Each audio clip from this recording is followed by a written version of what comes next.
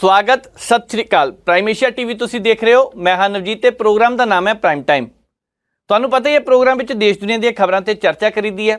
बहुत सारे अहम मसले राजनीतिक खबरां हुंदियां ने जिन्हां ते चर्चा करीदी है। अज दे इस प्रोग्राम में जिहड़ियां खास खबरां जिन्हां ते गलबात करनी है वो एच एस फूलका होरां दे बयान तो शुरुआत करांगे, क्योंकि बयान ध्यान मंगदा है। फूलका साहब ने गुरबाणी के प्रचार प्रसार ते प्रसारण नूं लैके अज गल्लां कीतियां ने। गुरुद्वारा एक्ट 1925 की गल भी की है, की कहा गया सी ते की इस वेले किया जा रहा। उस तो बाद बिक्रम सिंह मजीठिया होरां ने एक प्रैस कॉन्फ्रेंस की। पंजाब विधान सभा में जो कुछ होया 2 दिन की चुप्पी क्यों रखी तो उस तो बाद क्यों चुप तोड़न की लोड़ पई, उन्होंने कारण भी दसे ने।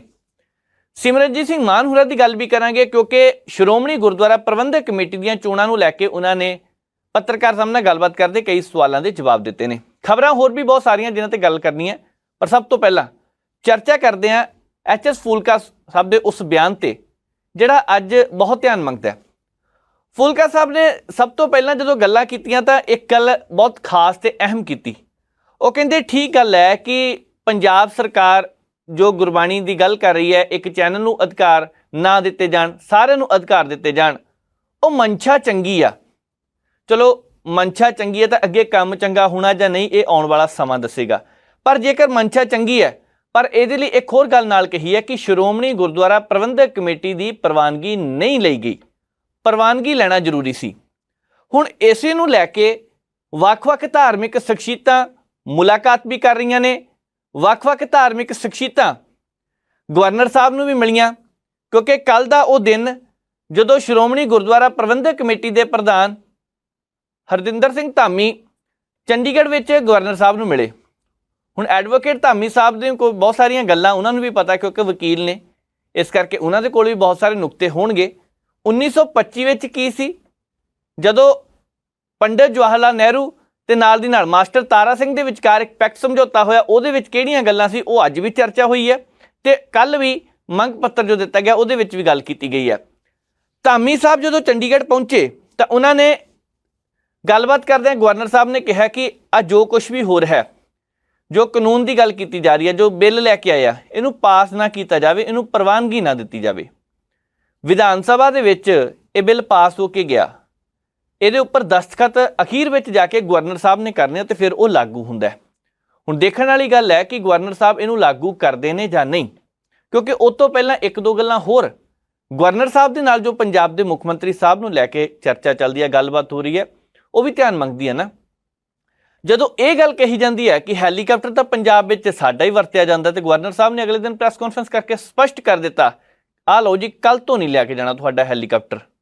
फिर उस तो बाद जदों गवर्नर साहब ये गल कहिंदे है कि असी कानून के तहत कार्रवाई कर सकते हैं, साडी लीगल टीम ये चैक करती पई है कि विधान सभा दे विच मेरा मजाक बनाया गया। हुण किहड़ा मजाक सीगा, क्यों बनाया गया, इहदा भी एक जांच का विषय है। देखते हैं इस मसले ते बनदा की है। पर इन्ना जरूर है जिस हिसाब के नाल हुण ये चर्चा चल पई है वो बहुत अगे तक जाएगी। पंजाब का भला हुंदा या नहीं हुंदा, सियासी बयानबाजी है कित्थे तक होके सिमट के रहिंदी है, ये आने वाला समा दसेगा। पर इन्ना जरूर है कि ये टसलबाजी जो चल पई है ये इत्थे खत्म होने वाली नहीं। गवर्नर साहब नूं चाहीदा कि पंजाब की सरकार के कामां दे विच दखल अंदाजी ना करन, क्योंकि ये सियासी धिरां कहंदियां पईयां ने, ये पंजाब सरकार कहंदी पई है। तो दूसरे पासे गवर्नर साहब कहते हैं कि मेरिया चिट्ठियां का जवाब दिता जाए। हुण वो चिट्ठियां लव लैटर कहा जा रहा। हुण ये ध्यान मंगदियां गल्लां कि इन्हां दे विच की बनना। पर जो फूलका साहब की गल करते हैं तो फूलका साहब ने जिहड़ियां गल्लां कहियां कि 1958 ते 1959 विच प्रताप सिंह कैरों की सरकार सी, मुख मंत्री रहे उदों, उस वेले भी ये कोशिश की गई इस एक्ट दे विच बदलाव करन दी।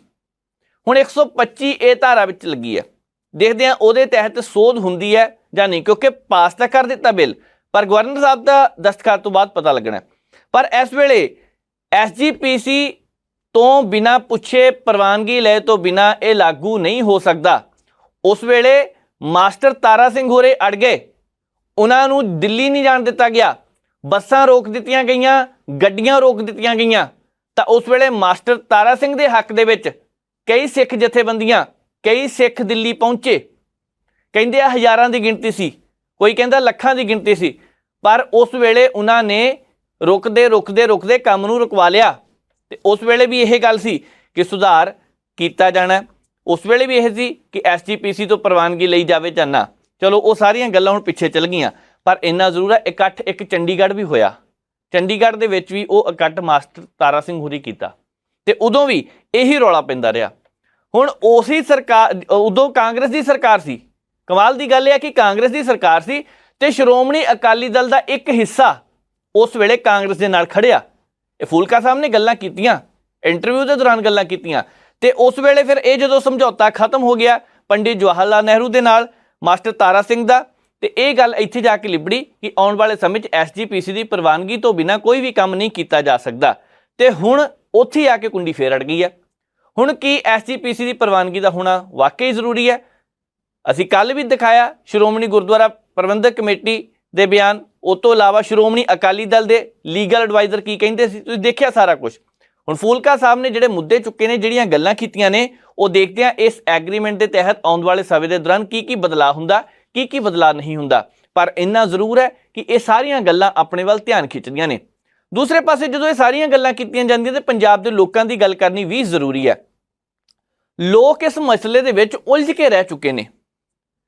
ਵੱਖ-ਵੱਖ ਸੋਸ਼ਲ ਮੀਡੀਆ ਦੇ ਪਲੇਟਫਾਰਮ ਦੇ ਉੱਪਰ, ਹਰ ਇੱਕ ਚੈਨਲ ਦੇ ਉੱਪਰ, TV ਚੈਨਲਾਂ ਦੇ ਉੱਪਰ ਜਦੋਂ ਇੱਕ ਹੀ ਡਿਬੇਟ 4-5 ਦਿਨ ਤੋਂ ਚੱਲਦੀ ਪਈ ਹੈ ਤਾਂ ਲੋਕ ਇਹ ਸੋਚਣ ਲੱਗ ਪਏ ਆ ਕਿ ਇੱਥੇ ਹੋ ਕੀ ਰਿਹਾ, ਇਹ ਐਡਾ ਵੱਡਾ ਮਜ਼ਾਕ ਕਿਉਂ ਕੀਤਾ ਜਾ ਰਿਹਾ, ਕਿ ਇਹਨੂੰ ਇੱਕ ਸਿਆਸੀ ਮੁੱਦਾ ਜਾਣਬੁੱਝ ਕੇ ਬਣਾ ਦਿੱਤਾ ਗਿਆ। ਕੀ ਪੰਜਾਬ ਸਰਕਾਰ ਦੇ ਕੋਲ ਕੋਈ ਮੁੱਦਾ ਨਹੀਂ? ਕੀ ਸ਼੍ਰੋਮਣੀ ਅਕਾਲੀ ਦਲ ਦੇ ਕੋਲ ਕੋਈ ਹੋਰ ਨਵਾਂ ਮੁੱਦਾ ਨਹੀਂ ਜਿਹਦੇ ਕਰਕੇ ਇਹ ਮੁੱਦਾ ਉੱਭਰਿਆ? ਫੂਲਕਾ ਸਾਹਿਬ ਨੇ ਇੱਕ ਹੋਰ ਬੜੇ ਕਮਾਲ ਦੀ ਗੱਲ ਕੀਤੀ। ਉਹ ਕਹਿੰਦੇ ਇਹ ਨਾ ਕਹੋ ਕਿ ਸ਼੍ਰੋਮਣੀ ਅਕਾਲੀ ਦਲ ਨੂੰ ਇਹਦਾ ਨੁਕਸਾਨ ਹੋਇਆ, ਕੋਈ ਨੁਕਸਾਨ ਨਹੀਂ, ਫਾਇਦਾ ਹੋਇਆ ਕਹਿੰਦੇ ਇਸ ਗੱਲ ਦਾ। ਹੁਣ ਫੂਲਕਾ ਸਾਹਿਬ ਨੂੰ ਕਿਹੜਾ ਫਾਇਦਾ ਲੱਗਦਾ ਪਿਆ ਜਿਹੜੀ ਉਹਨਾਂ ਨੇ ਗੱਲ ਕਰ ਦਿੱਤੀ ਹੈ? ਹੁਣ ਇਹ ਤਾਂ ਉਹੀ ਜਾਣਦੇ ਹੁਣ, ਪਰ ਜਿਸ ਹਿਸਾਬ ਨਾਲ ਇਹ ਗੱਲਾਂ ਨਿਕਲ ਕੇ ਸਾਹਮਣੇ ਆਈਆਂ, ਲੋਕ ਇਹ ਜਾਣਨਾ ਚਾਹੁੰਦੇ ਆ ਕਿ ਤੁਸੀਂ ਮੁੱਦਿਆਂ ਤੇ ਗੱਲ ਕਰੋ। ਤੁਸੀਂ ਮੁੱਦਿਆਂ ਤੇ ਬਿਲਕੁਲ ਵੀ ਨਹੀਂ ਗੱਲ ਕਰ ਰਹੇ। ਪਰ ਇਹ ਵੀ ਤਾਂ ਇੱਕ ਮੁੱਦਾ ਹੈ ਹੀ ਹੈ ਕਿ ਲੰਬੇ ਸਮੇਂ ਤੋਂ ਇਹ ਸਾਰੇ ਅਧਿਕਾਰ ਇੱਕ ਹੀ ਚੈਨਲ ਦੇ ਕੋਲ ਰਹੇ। ਹੁਣ ਇੱਕ ਚਰਚਾ ਹੋਰ ਚੱਲਦੀ ਪਈ ਹੈ। ਮੰਨ ਲਓ ਕਿ ਆਉਣ ਵਾਲੇ ਸਮੇਂ ਦੇ ਦੌਰਾਨ, ਉਦਾਹਰਨ ਹੈ ਇੱਕ, ਕਿ ਹਰ ਇੱਕ ਚੈਨਲ ਨੂੰ ਇਹ ਅਧਿਕਾਰ ਦੇ ਦਿੱਤਾ ਜਾਂਦਾ, ਪਰ ਉਹ ਅਧਿਕਾਰ ਕਿਹੜੀਆਂ ਸ਼ਰਤਾਂ ਦੇ ਤਹਿਤ ਹੋਵੇਗਾ, ਇੱਥੇ ਤਾਂ ਗੱਲ ਹੋਈ ਨਹੀਂ ਕਦੀ ਵੀ। ਹੁਣ ਕਹਿੰਦੇ ਆ ਕਿ ਕੋਈ ਵੀ ਐਡਵਰਟਾਈਜ਼ਮੈਂਟ 30 ਮਿੰਟ ਪਹਿਲਾਂ ਕਮਰਸ਼ੀਅਲ, ਜਾਂ ਅੱਧਾ ਘੰਟਾ ਪਹਿਲਾਂ, ਜਾਂ 45 ਮਿੰਟ ਪਹਿਲਾਂ, ਹੋ ਸਕਦਾ 1 ਘੰਟਾ ਪਹਿਲਾਂ ਨਾ ਚਲਾਈ ਜਾਵੇ, ਪਰ ਬਾਅਦ ਦੇ ਵਿੱਚ ਜੇਕਰ 1 ਘੰਟੇ ਬਾਅਦ ਚੱਲ ਗਈ, ਕਿਹੜੇ ਇਸ਼ਤਿਹਾਰ ਚੱਲਣਗੇ? ਇਹਦਾ ਤਾਂ ਕਿਸੇ ਨਾਲ ਕੋਈ ਚਰਚਾ ਹੋਈ ਨਹੀਂ, ਇੱਥੇ ਤਾਂ ਕਿਸੇ ਨੇ ਸਮਝੌਤਾ ਹੋਇਆ ਹੀ ਨਹੀਂ, ਕੋਈ ਗੱਲ ਹੋਈ ਨਹੀਂ। ਹੋ ਸਕਦਾ ਅੰਦਰ ਖਾਤੇ ਗੱਲ ਚੱਲਦੀ ਵੀ ਹੋਵੇ ਪਰ ਬਾਹਰ ਖੁੱਲ੍ਹ ਕੇ ਨਹੀਂ ਆਈ। ਹੁਣ ਫੂਲਕਾ ਸਾਹਿਬ ਵੀ ਇਹੀ ਚਿੰਤਾ ਜਤਾ ਰਹੇ ਆ। ਉਹ ਕਹਿੰਦੇ ਨੇ ਕਿ ਕਿਹੜਾ ਇਸ਼ਤਿਹਾਰ ਬਾਅਦ ਵਿੱਚ ਲਗਾਇਆ ਜਾਵੇਗਾ। ਹੁਣ ਇਹ ਨਾ ਹੋਵੇ ਕਿ ਬਾਅਦ ਵਿੱਚ ਕਿਸੇ ਵੱਖਰੇ ਤਰ੍ਹਾਂ ਦਾ ਸ਼ੋਅ ਚੱਲ ਪਏ ਗੁਰਬਾਣੀ ਤੋਂ ਬਾਅਦ, ਤਾਂ ਹੋ ਸਕਦਾ ਫਿਰ ਉਹਦਾ ਸਿੱਖ ਜਥੇਬੰਦੀਆਂ ਤਾਂ ਸਿੱਖ ਕੌਮ ਨੂੰ ਨੁਕਸਾਨ ਕਹਿ ਗਏ, ਹੋ ਸਕਦਾ। ਪਰ ਇਹ ਤਾਂ ਆਉਣ ਵਾਲਾ ਸਮਾਂ ਹੀ ਦੱਸੇਗਾ ਕਿ ਚੈਨਲ 'ਤੇ ਚੱਲਣਾ ਕੀ ਹੈ, ਕਿਸ ਤਰ੍ਹਾਂ ਦਾ ਹੋਣਾ ਚਾਹੀਦਾ। ਪਰ ਇੱਕ ਨਾਲ ਗੱਲ ਹੋਰ ਹੈ, ਸ਼੍ਰੀ ਅਕਾਲ ਤਖਤ ਸਾਹਿਬ ਦੇ ਜਥੇਦਾਰ ਰਘਵੀਰ ਸਿੰਘ ਹੁਰੀ, ਹੁਣ ਉਹਨਾਂ ਨੇ ਵੀ ਕਹਿਤਾ, ਸਿੰਘ ਸਾਹਿਬ ਨੇ, ਉਹ ਕਹਿੰਦੇ ਨੇ ਕਿ YouTube ਚੈਨਲ ਸ਼੍ਰੋਮਣੀ ਗੁਰਦੁਆਰਾ ਪ੍ਰਬੰਧਕ ਕਮੇਟੀ ਸ਼ੁਰੂ ਕਰਨ ਜਾ ਰਹੀ ਹੈ। ਹੁਣ ਜੇਕਰ ਇਹ ਵੀ ਗੱਲ ਨਿਕਲ ਗਈ ਹੈ ਕਿ ਸ਼ੁਰੂ ਕਰਨ ਜਾ ਰਹੀ ਹੈ, ਤਾਂ ਫਿਰ ਉਹ ਪੁਰਾਣੀ ਗੱਲ 'ਤੇ ਧਿਆਨ ਜਾਂਦਾ। ਜਦੋਂ ਕਹਿੰਦੇ ਸੀ ਕਿ 50 ਜਣੇ ਉੱਥੇ ਚੈਨਲ ਆ ਗਏ ਤਾਂ ਉੱਥੇ ਦਾ ਗਾਹ ਪੈ ਜਾਣਾ ਤੇ ਸੰਗਤ ਕੀ ਕਰੇਗੀ। ਮਸਲਾ ਇਹ ਨਹੀਂ, ਸੋਸ਼ਲ ਮੀਡੀਆ ਦਾ ਜ਼ਮਾਨਾ ਹੈ, ਇੱਕ ਲਿੰਕ ਤੋਂ ਵੀ ਬਹੁਤ ਕੁਝ ਹੋ ਜਾਂਦਾ ਜੇਕਰ ਕਰਨਾ ਹੋਵੇ, ਤੇ ਨਹੀਂ ਕਰਨਾ ਹੋਵੇ। ਲੰਬੇ ਸਮੇਂ ਤੋਂ ਮਸਲਾ ਲਟਕਦਾ ਹੀ ਆ ਰਿਹਾ। ਕਈਆਂ ਨੇ ਸੁਝਾਅ ਦਿੱਤਾ, ਕਈਆਂ ਨੇ ਸ਼ੁਰੂਆਤ ਕਰਨ ਲਈ ਕਹੀ, ਪਰ ਉਦੋਂ ਦੀ ਇਹ ਸ਼ੁਰੂਆਤ ਕਿਉਂ ਨਹੀਂ ਕੀਤੀ ਗਈ? ਉਸ ਵੇਲੇ ਦਾ ਕਿਹੜਾ ਰੌਲਾ ਸੀਗਾ? ਉਸ ਵੇਲੇ ਦੀ ਕਿਹੜੀ ਇਸ ਤਰ੍ਹਾਂ ਦੀ ਕਮੀ ਰਹਿ ਗਈ ਸੀ ਜਿੱਥੇ ਇਹਨੂੰ ਪੂਰਾ ਨਹੀਂ ਕੀਤਾ ਜਾ ਸਕਿਆ? ਜਦੋਂ ਪੰਜਾਬ ਸਰਕਾਰ ਨੇ ਕਿਹਾ ਕਿ ਅਸੀਂ ਪੈਸੇ ਦੇਣ ਨੂੰ ਤਿਆਰ ਹਾਂ, ਤਾਂ ਉਸ ਤੋਂ ਬਾਅਦ ਇਹ ਸਾਰੀ ਕਾਰਵਾਈ ਸ਼ੁਰੂ ਹੋਈ। ਫਿਰ ਸਾਰੇ ਦੌੜੇ। ਉਸ ਤੋਂ ਵੱਡੀ ਗੱਲ ਹੁਣ ਕੀ ਹੈ ਕਿ ਜਿਸ ਹਿਸਾਬ ਦੇ ਨਾਲ ਐਗਰੀਮੈਂਟ ਖਤਮ ਹੋ ਰਿਹਾ, ਤੇ ਐਗਰੀਮੈਂਟ ਤੋਂ ਬਾਅਦ ਹੀ ਸਾਰੇ ਕਹਿ ਰਹੇ ਆ ਕਿ ਆਉਂਦੇ ਸਮੇਂ ਦੇ ਦੌਰਾਨ ਹੁਣ ਜੇਕਰ ਇੱਕ ਚੈਨਲ ਦੇ ਕੋਲ ਅਧਿਕਾਰ ਨਹੀਂ, ਮਨਸ਼ਾ ਠੀਕ ਹੈ ਸਾਰਿਆਂ ਨੂੰ ਦੇ ਦੇਣਾ ਚਾਹੀਦਾ, ਪਰ ਕਿੱਥੇ, ਕਿੱਦਾਂ, ਕੀ ਚੱਲਣਾ ਚਾਹੀਦਾ, ਇਹਦੇ ਬਾਰੇ ਕਿਸੇ ਨੇ ਅਜੇ ਚਰਚਾ ਨਹੀਂ ਕੀਤੀ। ਤੇ ਆਉਂਦੇ ਸਮੇਂ 'ਚ ਇੱਥੇ ਸਾਰਿਆਂ ਤੇ ਵਿਚਾਰ ਚਰਚਾ ਹੋਣੀ ਚਾਹੀਦੀ ਹੈ। ਦੂਸਰੇ ਪਾਸੇ ਜਦੋਂ ਇਹ ਸਾਰੀਆਂ ਗੱਲਾਂ ਤੇ ਗੱਲਬਾਤ ਕਰਦੇ ਪਏ ਆ, ਤਾਂ ਸ਼੍ਰੋਮਣੀ ਅਕਾਲੀ ਦਲ ਦੇ ਸਾਬਕਾ ਕੈਬਨਿਟ ਮੰਤਰੀ ਬਿਕਰਮ ਸਿੰਘ ਮਜੀਠੀਆ ਹੋਰਾਂ ਨੇ ਵੀ ਇੱਕ ਪ੍ਰੈਸ ਕਾਨਫਰੰਸ ਕੀਤੀ। ਮਜੀਠੀਆ ਸਾਹਿਬ ਕਹਿੰਦੇ ਕਿ ਵਿਧਾਨ ਸਭਾ ਦੇ ਵਿੱਚ ਲੱਗਦਾ ਨਹੀਂ ਪਿਆ ਸੀ ਵਿਧਾਨ ਸਭਾ ਵਾਲਾ ਕੋਈ ਕੰਮ ਚੱਲਦਾ। ਜਿਸ ਹਿਸਾਬ ਦੇ ਨਾਲ ਮੁੱਖ ਮੰਤਰੀ ਸਾਹਿਬ ਨੇ ਸ਼ਬਦਾਂ ਦੀ ਵਰਤੋਂ ਕੀਤੀ ਹੈ, ਜਿਸ ਹਿਸਾਬ ਨਾਲ ਸੁਖਬੀਰ ਸਿੰਘ ਬਾਦਲ ਹੋਰਾਂ ਨੂੰ ਲੈ ਕੇ ਉਹਨਾਂ ਨੇ ਇੱਕ ਬਿਆਨ ਦਿੱਤਾ, ਖਾਸ ਕਰਕੇ ਦਾੜੀ ਨੂੰ ਲੈ ਕੇ, ਉਹ ਚੰਗੀ ਗੱਲ ਨਹੀਂ। ਅਸੀਂ ਕਈ ਵਾਰ ਇੱਥੇ ਚਰਚਾ ਕਰ ਚੁੱਕੇ ਹਾਂ ਕਿ ਸਿਆਸਤਦਾਨਾਂ ਨੂੰ ਥੋੜ੍ਹਾ ਜਿਹਾ ਸੋਚ ਕੇ ਬੋਲਣਾ ਚਾਹੀਦਾ, ਚਾਹੇ ਕੋਈ ਵੀ ਹੁਣ, ਚਾਹੇ ਗਵਰਨਰ ਸਾਹਿਬ ਹੋਣ, ਚਾਹੇ ਮੁੱਖ ਮੰਤਰੀ ਸਾਹਿਬ ਹੋਣ, ਚਾਹੇ ਕੋਈ ਕੈਬਨਿਟ ਮੰਤਰੀ, ਚਾਹੇ ਕੋਈ ਵਿਧਾਇਕ। ਚਾਹੀਦਾ ਤਾਂ ਇਹ ਵੀ ਹੈ, ਹਰ ਇੱਕ ਨਾਗਰਿਕ ਨੂੰ ਵੀ ਧਿਆਨ ਨਾਲ ਬੋਲਣਾ ਚਾਹੀਦਾ, ਕਿਉਂਕਿ ਗੱਲਾਂ ਜਦੋਂ ਕਰਦੇ ਆ ਤੇ ਗੱਲਾਂ ਦੇ ਵਿੱਚ ਬਹੁਤ ਕੁਝ ਬਣ ਜਾਂਦਾ। ਗੱਲਾਂ ਵਿੱਚ ਗੱਲ ਦੀ ਗਾਲ ਬਣ ਜੇ ਤਾਂ ਫਿਰ ਬਵਾਲ ਬਣ ਜੇ ਤਾਂ ਕਈ ਤਰ੍ਹਾਂ ਦੇ ਸਵਾਲ ਬਣ ਜੇ। ਹੁਣ ਇੱਥੇ ਜਿਹੜੇ ਸਵਾਲ ਉੱਠਦੇ ਪਏ ਆ, ਇਹ ਨਿਕਲੇ ਤਾਂ ਗੱਲਾਂ ਦੇ ਵਿੱਚੋਂ ਹੀ ਆ ਨਾ। ਇੱਕ ਦੂਜੇ ਨੂੰ ਚੋਟਾਂ ਲਾਉਣ ਦੀ ਸਿਆਸੀ ਤੌਰ ਤੇ ਕੋਸ਼ਿਸ਼ ਕੀਤੀ ਆ, ਇੱਕ ਦੂਜੇ ਨੂੰ ਚੋਭਾਂ ਲਾਉਣ ਦੀ ਕੋਸ਼ਿਸ਼ ਕੀਤੀ ਆ, ਤਾਂ ਉੱਥੇ ਹੀ ਤਾਂ ਜਾ ਕੇ ਇਹ ਮਸਲੇ ਖੜੇ ਹੋਏ ਨੇ। ਹੁਣ ਜੇਕਰ ਸੁਖਬੀਰ ਸਿੰਘ ਬਾਦਲ ਹੋਰਾਂ ਤੋਂ ਪਹਿਲਾਂ ਕੁਝ ਕੁ ਸਿਆਸਤਦਾਨਾਂ ਨੇ ਜਿਸ ਹਿਸਾਬ ਦੇ ਨਾਲ ਮੁੱਖ ਮੰਤਰੀ ਸਾਹਿਬ ਦੇ ਪਰਿਵਾਰ ਨੂੰ ਲੈ ਕੇ ਟਿੱਪਣੀ ਕਰ ਦਿੱਤੀ, ਬਾਅਦ ਦੇ ਵਿੱਚ ਮੁੱਖ ਮੰਤਰੀ ਸਾਹਿਬ ਨੇ ਉਲਟਾ ਉਹਦਾ ਜਵਾਬ ਦੇ ਦਿੱਤਾ। ਚਾਹੀਦਾ ਤਾਂ ਇਹੀ ਸੀਗਾ ਕਿ ਇੱਕ ਜਣਾ ਜੇਕਰ ਲੱਗਾ ਤਾਂ ਦੂਸਰਾ ਬੰਦਾ ਇਗਨੋਰ ਕਰ ਦੇਵੇ, ਪਰ ਨਹੀਂ, ਪੰਜਾਬ ਦੀ ਸਿਆਸਤ ਵਿੱਚ ਨਹੀਂ ਚੱਲਦਾ ਪਿਆ। ਜਿਸ ਹਿਸਾਬ ਦੇ ਨਾਲ ਅਮਰੀਕਾ ਦੇ ਵਿੱਚ ਜਦੋਂ ਰਾਸ਼ਟਰਪਤੀ ਡੋਨਲਡ ਟਰੰਪ ਰਹੇ ਤਾਂ ਇੱਕ ਪਾਸੇ ਪ੍ਰੈਸ ਕਾਨਫਰੰਸ ਕਰਦੇ ਜਾਂ ਰੈਲੀ ਵੀ ਕਰਦੇ ਹੁੰਦੇ ਤਾਂ ਕੁਰਸੀ ਤੇ ਜਾ ਕੇ 2 ਮਿੰਟ ਬੈਠਦੇ ਸੀ, ਇੱਦਾਂ ਦਾ ਟਵੀਟ ਕਰ ਦਿੰਦੇ ਸੀ ਕਿ ਸ਼ੇਅਰ ਮਾਰਕੀਟ ਧੜਮ ਕਰਕੇ ਡਿੱਪਾਂਦੀ ਸੀ। ਇਹ ਵੀ ਇੱਦਾਂ ਹੀ ਚੱਲਦਾ ਪਿਆ। ਸਿਆਸਤਦਾਨ ਬਿਹਾਰ 'ਚ ਹੋਣ, ਸਿਆਸਤਦਾਨ ਪੰਜਾਬ 'ਚ ਹੋਣ, ਦਿੱਲੀ 'ਚ ਹੋਣ, ਜਦੋਂ ਪਤਾ ਲੱਗਦਾ ਪਿਆ ਕਿਸੇ ਨੇ ਵੀ ਆ ਬਿਆਨ ਦਿੱਤਾ ਤੇ ਚੱਕ ਕੇ ਟਵੀਟੋ ਟਵੀਟੀ ਨਾਲ ਹੀ ਕੰਮ ਸ਼ੁਰੂ ਹੋ ਜਾਂਦਾ, ਨਾਲ ਹੀ ਇੱਕ ਦੂਜੇ ਨੂੰ ਜਵਾਬ ਦੇਣ ਦਾ ਸਿਲਸਿਲਾ ਸ਼ੁਰੂ ਹੋ ਜਾਂਦਾ, ਨਾਲ ਹੀ ਥੱਲੇ ਲੋਕਾਂ ਦੀ ਪ੍ਰਤੀਕਿਰਿਆ ਆਉਣੀ ਸ਼ੁਰੂ ਹੋ ਜਾਂਦੀ ਹੈ। ਪਰ ਮਸਲਾ ਇਹ ਹੈ, ਇਹਦੇ ਵਿੱਚੋਂ ਆਖਰ ਕਿਸੇ ਦਾ ਫਾਇਦਾ ਕੀ ਹੁੰਦਾ ਪਿਆ, ਕਿਸੇ ਨੂੰ ਮਿਲਦਾ ਕੀ ਹੈ। ਹੁਣ ਬਿਕਰਮ ਸਿੰਘ ਮਜੀਠੀਆ ਹੋਰਾਂ ਨੇ ਜਿਹੜੀਆਂ ਗੱਲਾਂ ਕੀਤੀਆਂ ਉਹ ਧਿਆਨ ਮੰਗਦੀਆਂ। ਪਹਿਲਾਂ ਬਿਕਰਮ ਸਿੰਘ ਮਜੀਠੀਆ ਉਹਨਾਂ ਦੀ ਪ੍ਰੈਸ ਕਾਨਫਰੰਸ ਦੇਖਦੇ ਹਾਂ ਕਿ ਉਹਨਾਂ ਨੇ ਕਿਹੜੀਆਂ ਗੱਲਾਂ ਕਹੀਆਂ, ਕਿਉਂਕਿ ਇਸ ਵੇਲੇ ਜਿਸ ਹਿਸਾਬ ਦੇ ਨਾਲ ਉਹਨਾਂ ਨੇ ਦੋਸ਼ ਲਗਾ ਦਿੱਤੇ ਆ, ਕੋਈ ਕਹਿ ਰਿਹਾ ਕਿ ਅਸੀਂ ਕਾਰਵਾਈ ਕਰਾਂਗੇ, ਸ਼੍ਰੋਮਣੀ ਅਕਾਲੀ ਦਲ ਕਹਿੰਦੀ ਹੈ ਕਿ ਇਹ ਗੱਲ ਨਹੀਂ ਕਰਨੀ ਚਾਹੀਦੀ, ਪਰ ਸ਼੍ਰੋਮਣੀ ਅਕਾਲੀ ਦਲ ਦੇ ਸੋਸ਼ਲ ਮੀਡੀਆ ਤੇ ਵੀ ਇੱਕ ਵੀਡੀਓ ਬਹੁਤ ਚਰਚਾ ਦਾ ਵਿਸ਼ਾ, ਉਹ ਕਿਹੜੀ ਵੀਡੀਓ ਹੈ ਅਸੀਂ ਬਾਅਦ 'ਚ ਗੱਲ ਕਰਦੇ ਹਾਂ, ਪਰ ਉਸ ਤੋਂ ਪਹਿਲਾਂ ਦੇਖਦੇ ਹਾਂ ਬਿਕਰਮ ਸਿੰਘ ਮਜੀਠੀਆ ਹੋਰਾਂ ਨੇ ਕੀ ਕਿਹਾ। ਅੱਜ ਜੋ ਪਿਛਲੇ ਸਵਾ ਸਾਲ 'ਚ ਜੋ ਪੰਜਾਬ ਦੇ ਹਾਲਾਤ ਬਣੇ ਆ, ਔਰ ਜੋ ਪੰਜਾਬ 'ਚ ਸਰਕਾਰ ਆਮ ਆਦਮੀ ਪਾਰਟੀ ਦੀ ਬਣੀ ਹੈ, ਉਹ ਇੱਕ ਸਲੋਗਨ ਤੇ ਬਣੀ ਸੀ ਕਿ ਇੱਕ ਮੌਕਾ ਤੇ ਬਦਲਾਵ। ਮਗਰ ਉਹ ਇੱਕ ਮੌਕਾ ਤੇ ਬਦਲਾਵ ਗੁਰਸਿੱਖਾਂ ਨੂੰ ਸਾਹਿਬੇ ਕਮਾਲ ਸਰਬੰਸ ਦਾਨੀ ਗੁਰੂ ਗੋਬਿੰਦ ਸਿੰਘ ਜੀ ਮਹਾਰਾਜ ਵੱਲੋਂ ਖਾਲਸਾ ਦੀ ਜੋ ਸਥਾਪਨਾ ਹੋਈ ਹੈ, ਕਿ ਇਹ ਉਸ ਨੂੰ ਚੈਲੰਜ ਕਰਨ ਵਾਸਤੇ ਜਾਂ ਉਹਨਾਂ ਦੀ ਅਵਗਿਆ ਬੇਅਦਬੀ ਕਰਨ ਵਾਸਤੇ, ਉਹਨਾਂ ਦੀ ਨਿਰਾਦਰ ਕਰਨ ਵਾਸਤੇ ਬਦਲਾਵ ਆਇਆ ਸੀ। ਮੈਂ ਬੜੇ 2-3 ਦਿਨ ਦਾ ਕਾਫੀ ਇਸ ਗੱਲ ਤੇ ਮੈਨੂੰ ਮਹਿਸੂਸ ਵੀ ਹੋਇਆ ਜੋ ਪੰਜਾਬ ਦੀ ਵਿਧਾਨ ਸਭਾ 'ਚ ਬੋਲਿਆ ਗਿਆ, ਔਰ ਦੁੱਖ ਵੀ ਹੋਇਆ, ਜਿਹਨੂੰ ਸਮਝ ਨਹੀਂ ਕਿ ਜਿਸ ਕੁਰਸੀ ਤੇ ਉਹ ਬੈਠੇ ਆ, ਜਿਸ ਪੰਜਾਬ ਦੀ ਵਿਧਾਨ ਸਭਾ 'ਚ ਉਹ ਬੈਠੇ ਆ, ਉਹ ਪੰਜਾਬ ਦੀ ਵਿਧਾਨ ਸਭਾ ਪੰਜਾਬ ਦੇ ਲੋਕਾਂ ਦੀ ਸ਼ਾਨ ਹੈ। ਪੰਜਾਬ, ਪੰਜਾਬੀ, ਪੰਜਾਬੀਅਤ ਦੀ, ਭਾਈਚਾਰਕ ਸਾਂਝ ਦੀ, ਹਿੰਦੂ, ਸਿੱਖ, ਮੁਸਲਮਾਨ, ਈਸਾਈ ਭਾਈਚਾਰੇ ਦੀ ਭਾਈਚਾਰਕ ਸਾਂਝ ਦੀ ਉਹ ਸ਼ਾਨ ਹੈ। ਗੁਰੂ ਸਾਹਿਬ ਦੀ ਫਿਲਾਸਫੀ, ਸਰਬ ਸਾਂਝੀ ਵਾਲਤਾ ਦੀ, ਉਸ ਤੇ ਨਕਸ਼ੇ ਕਦਮ ਤੇ ਚੱਲਣ ਵਾਲੀ ਇਹ ਵਿਧਾਨ ਸਭਾ। ਔਰ ਜਿਸ ਵਿਧਾਨ ਸਭਾ ਨੇ ਪੱਗ ਦੀ, ਜਿਹਦੀ ਪੱਗ ਸ਼ਾਨ ਹੈ, ਉਸ ਵਿਧਾਨ ਸਭਾ ਦੇ ਅੰਦਰ ਗੁਰੂ ਦੇ ਸਿੱਖ ਦੀ, ਉਹਦੇ ਦਾੜੇ ਬਾਰੇ ਜੋ ਦਾੜਾ ਕੇਸ ਇੱਕ ਕਾਰ ਗੁਰੂ ਦੇ ਸਿੱਖ ਨੂੰ ਬਖਸ਼ਿਸ਼ ਕਿਹਦੇ ਵੱਲੋਂ ਹੋਈ ਹੈ? ਧੰਨ ਧੰਨ ਗੁਰੂ ਗੋਬਿੰਦ ਸਿੰਘ ਜੀ ਮਹਾਰਾਜ ਵੱਲੋਂ ਇਹ ਬਖਸ਼ਿਸ਼, ਇਹ ਦਾਤਾਂ ਮਿਲੀਆਂ ਨੇ।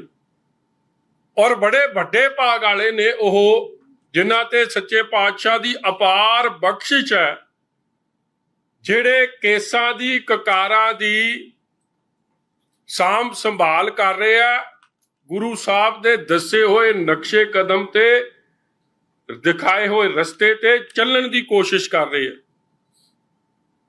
ਇਹ ਪੰਜਾਬ ਨੂੰ ਰਿਪਰੈਜ਼ੈਂਟ ਕਰਨ ਵਾਲੀ, ਗੁਰੂਆਂ ਪੀਰਾਂ ਦੀ ਇਸ ਪਵਿੱਤਰ ਧਰਤੀ ਨੂੰ ਰਿਪਰੈਜ਼ੈਂਟ ਕਰਨ ਵਾਲੀ ਇਹ ਪੰਜਾਬ ਦੀ ਵਿਧਾਨ ਸਭਾ, ਜਿੱਥੇ ਪੰਜਾਬ ਦੇ ਮੁੱਦੇ ਨਹੀਂ ਡਿਸਕਸ ਹੁੰਦੇ, ਦੇਖੋ ਸਵਾ ਸਾਲ 'ਚ ਅੱਜ ਵੀ ਸੀਐਮ ਸਾਹਿਬ ਬਿਹਾਰ ਗਏ ਆ। ਬਿਹਾਰ ਕੀ ਕਹਿਣ ਗਏ ਆ?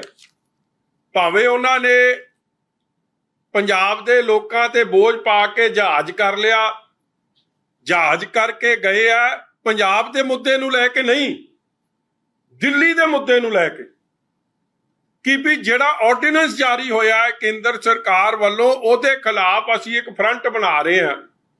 ਕੇਜਰੀਵਾਲ ਸਾਹਿਬ ਦੇ ਏਜੰਡੇ ਨੂੰ ਅੱਗੇ ਚਲਾਉਣ ਗਏ ਆ। ਮੈਂ ਪੁੱਛਣਾ ਚਾਹੁੰਦਾ ਕਿ ਇਹ ਵੀ ਵਿਧਾਨ ਸਭਾ 'ਚ ਜੋ ਬੋਲੇ ਹੋ, ਇਹ ਵੀ ਕੇਜਰੀਵਾਲ ਸਾਹਿਬ ਦਾ ਏਜੰਡਾ ਸੀ? ਔਰ ਸ਼ਰਮ ਦੀ ਗੱਲ ਇਹ ਆ, ਅਫਸੋਸ ਦੀ ਗੱਲ ਇਹ ਆ, ਮੈਂ ਵੀਡੀਓ ਵਿਖਾਉਣਾ ਚਾਹੁੰਦਾ ਕਿ ਜਦੋਂ ਇਹ ਸ਼ਬਦਾਵਲੀ ਵਰਤੀ ਗਈ, ਆਮ ਆਦਮੀ ਪਾਰਟੀ ਦੇ ਐਮਐਲਏਆਂ ਦੀ ਸੋਚ ਜਾਂ ਉੱਥੇ ਵਿਧਾਨ ਸਭਾ 'ਚ ਬੈਠਿਆਂ ਦੀ, ਉਹ ਤਾੜੀਆਂ ਮਾਰਦੇ ਸੀ ਇਸ ਗੱਲ ਤੇ।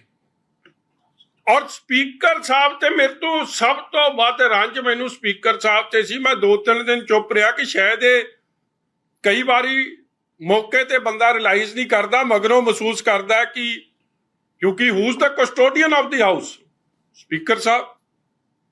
ਔਰ ਮੈਨੂੰ ਆਸ ਸੀ ਕਿ ਸਪੀਕਰ ਸਾਹਿਬ ਆਪ ਭਾਵੇਂ ਸੀਐਮ ਕਿੱਡਾ ਵੀ ਤਾਕਤਵਰ ਹੋਵੇ, ਕਿੱਡਾ ਮਰਜ਼ੀ ਵੱਡਾ ਹੋਵੇ, ਗੁਰੂ ਗੋਬਿੰਦ ਸਿੰਘ ਜੀ ਮਹਾਰਾਜ ਤੋਂ ਵੱਡਾ ਨਹੀਂ ਹੋ ਗਿਆ। ਗੁਰੂ ਸਾਹਿਬ ਦੇ ਜੋ ਕੇਸਾਂ ਦੀ, ਕਕਾਰਾਂ ਦੀ, ਇੱਥੇ ਭਾਈ ਤਾਰੂ ਸਿੰਘ ਸਤਿਕਾਰਯੋਗ, ਉਹਨਾਂ ਦੇ ਉਦਾਹਰਨ ਦਿੱਤੇ ਜਾਂਦੇ ਜਿਨ੍ਹਾਂ ਨੇ ਖੋਪਰੀਆਂ ਲਵਾ ਲੀਆਂ, ਮਗਰ ਆਪਦਾ ਸਿੱਖੀ ਸਵਾਸਾਂ ਨਾਲ ਨਿਭਾਉਣ ਦੀ ਗੱਲ ਕੀਤੀ ਕਿ ਮੇਰੇ ਅਖੀਰਲੇ ਸਵਾਸ ਤੱਕ ਮੈਂ ਸਿੱਖੀ ਨਿਭਾਊਂ ਆਪਦੀ। ਸਿਰ ਜਾਵੇ ਤਾਂ ਜਾਵੇ, ਮੇਰਾ ਸਿੱਖੀ ਸਿਦਕ ਨਾ ਜਾਵੇ। ਗੁਰਸਿੱਖਾਂ ਨੂੰ ਤਾਂ ਇਹ ਸਮੱਤ, ਇਹ ਗੁਰਤੀ ਮਿਲਦੀ ਆ। ਉੱਥੇ ਅੱਜ ਪੰਜਾਬ ਦੀ ਵਿਧਾਨ ਸਭਾ ਦੇ ਸਪੀਕਰ ਸਾਹਿਬ ਨੇ ਨਾ ਇਸ ਗੱਲ ਨੂੰ ਐਕਸਪੰਜ ਕੀਤਾ, ਨਾ ਖੇਦ ਪ੍ਰਗਟਾਇਆ, ਨਾ ਸੀਐਮ ਦੀ ਤਾੜਨਾ ਕੀਤੀ। ਅੱਜ ਮੈਂ ਪੁੱਛਣਾ ਚਾਹੁੰਦਾ ਕਿ ਫਿਰ ਤੁਸੀਂ ਇਸ ਗੱਲ ਨਾਲ ਸਹਿਮਤ ਹੋ? Is history repeating itself? ਕਿ ਜਦੋਂ ਗਿਆਨੀ ਜੈਲ ਸਿੰਘ ਜੀ ਦੇ ਪਰਿਵਾਰ ਨਾਲ ਤੁਸੀਂ ਸੰਬੰਧਿਤ ਹੋ, 1982 ਤੋਂ 87 ਚ ਉਹ ਦੇਸ਼ ਦੇ ਰਾਸ਼ਟਰਪਤੀ ਸਨ, ਔਰ ਉਦੋਂ ਵੀ ਸ੍ਰੀ ਅਕਾਲ ਤਖਤ ਸਾਹਿਬ ਤੇ ਅਟੈਕ ਹੋਇਆ ਸੀ।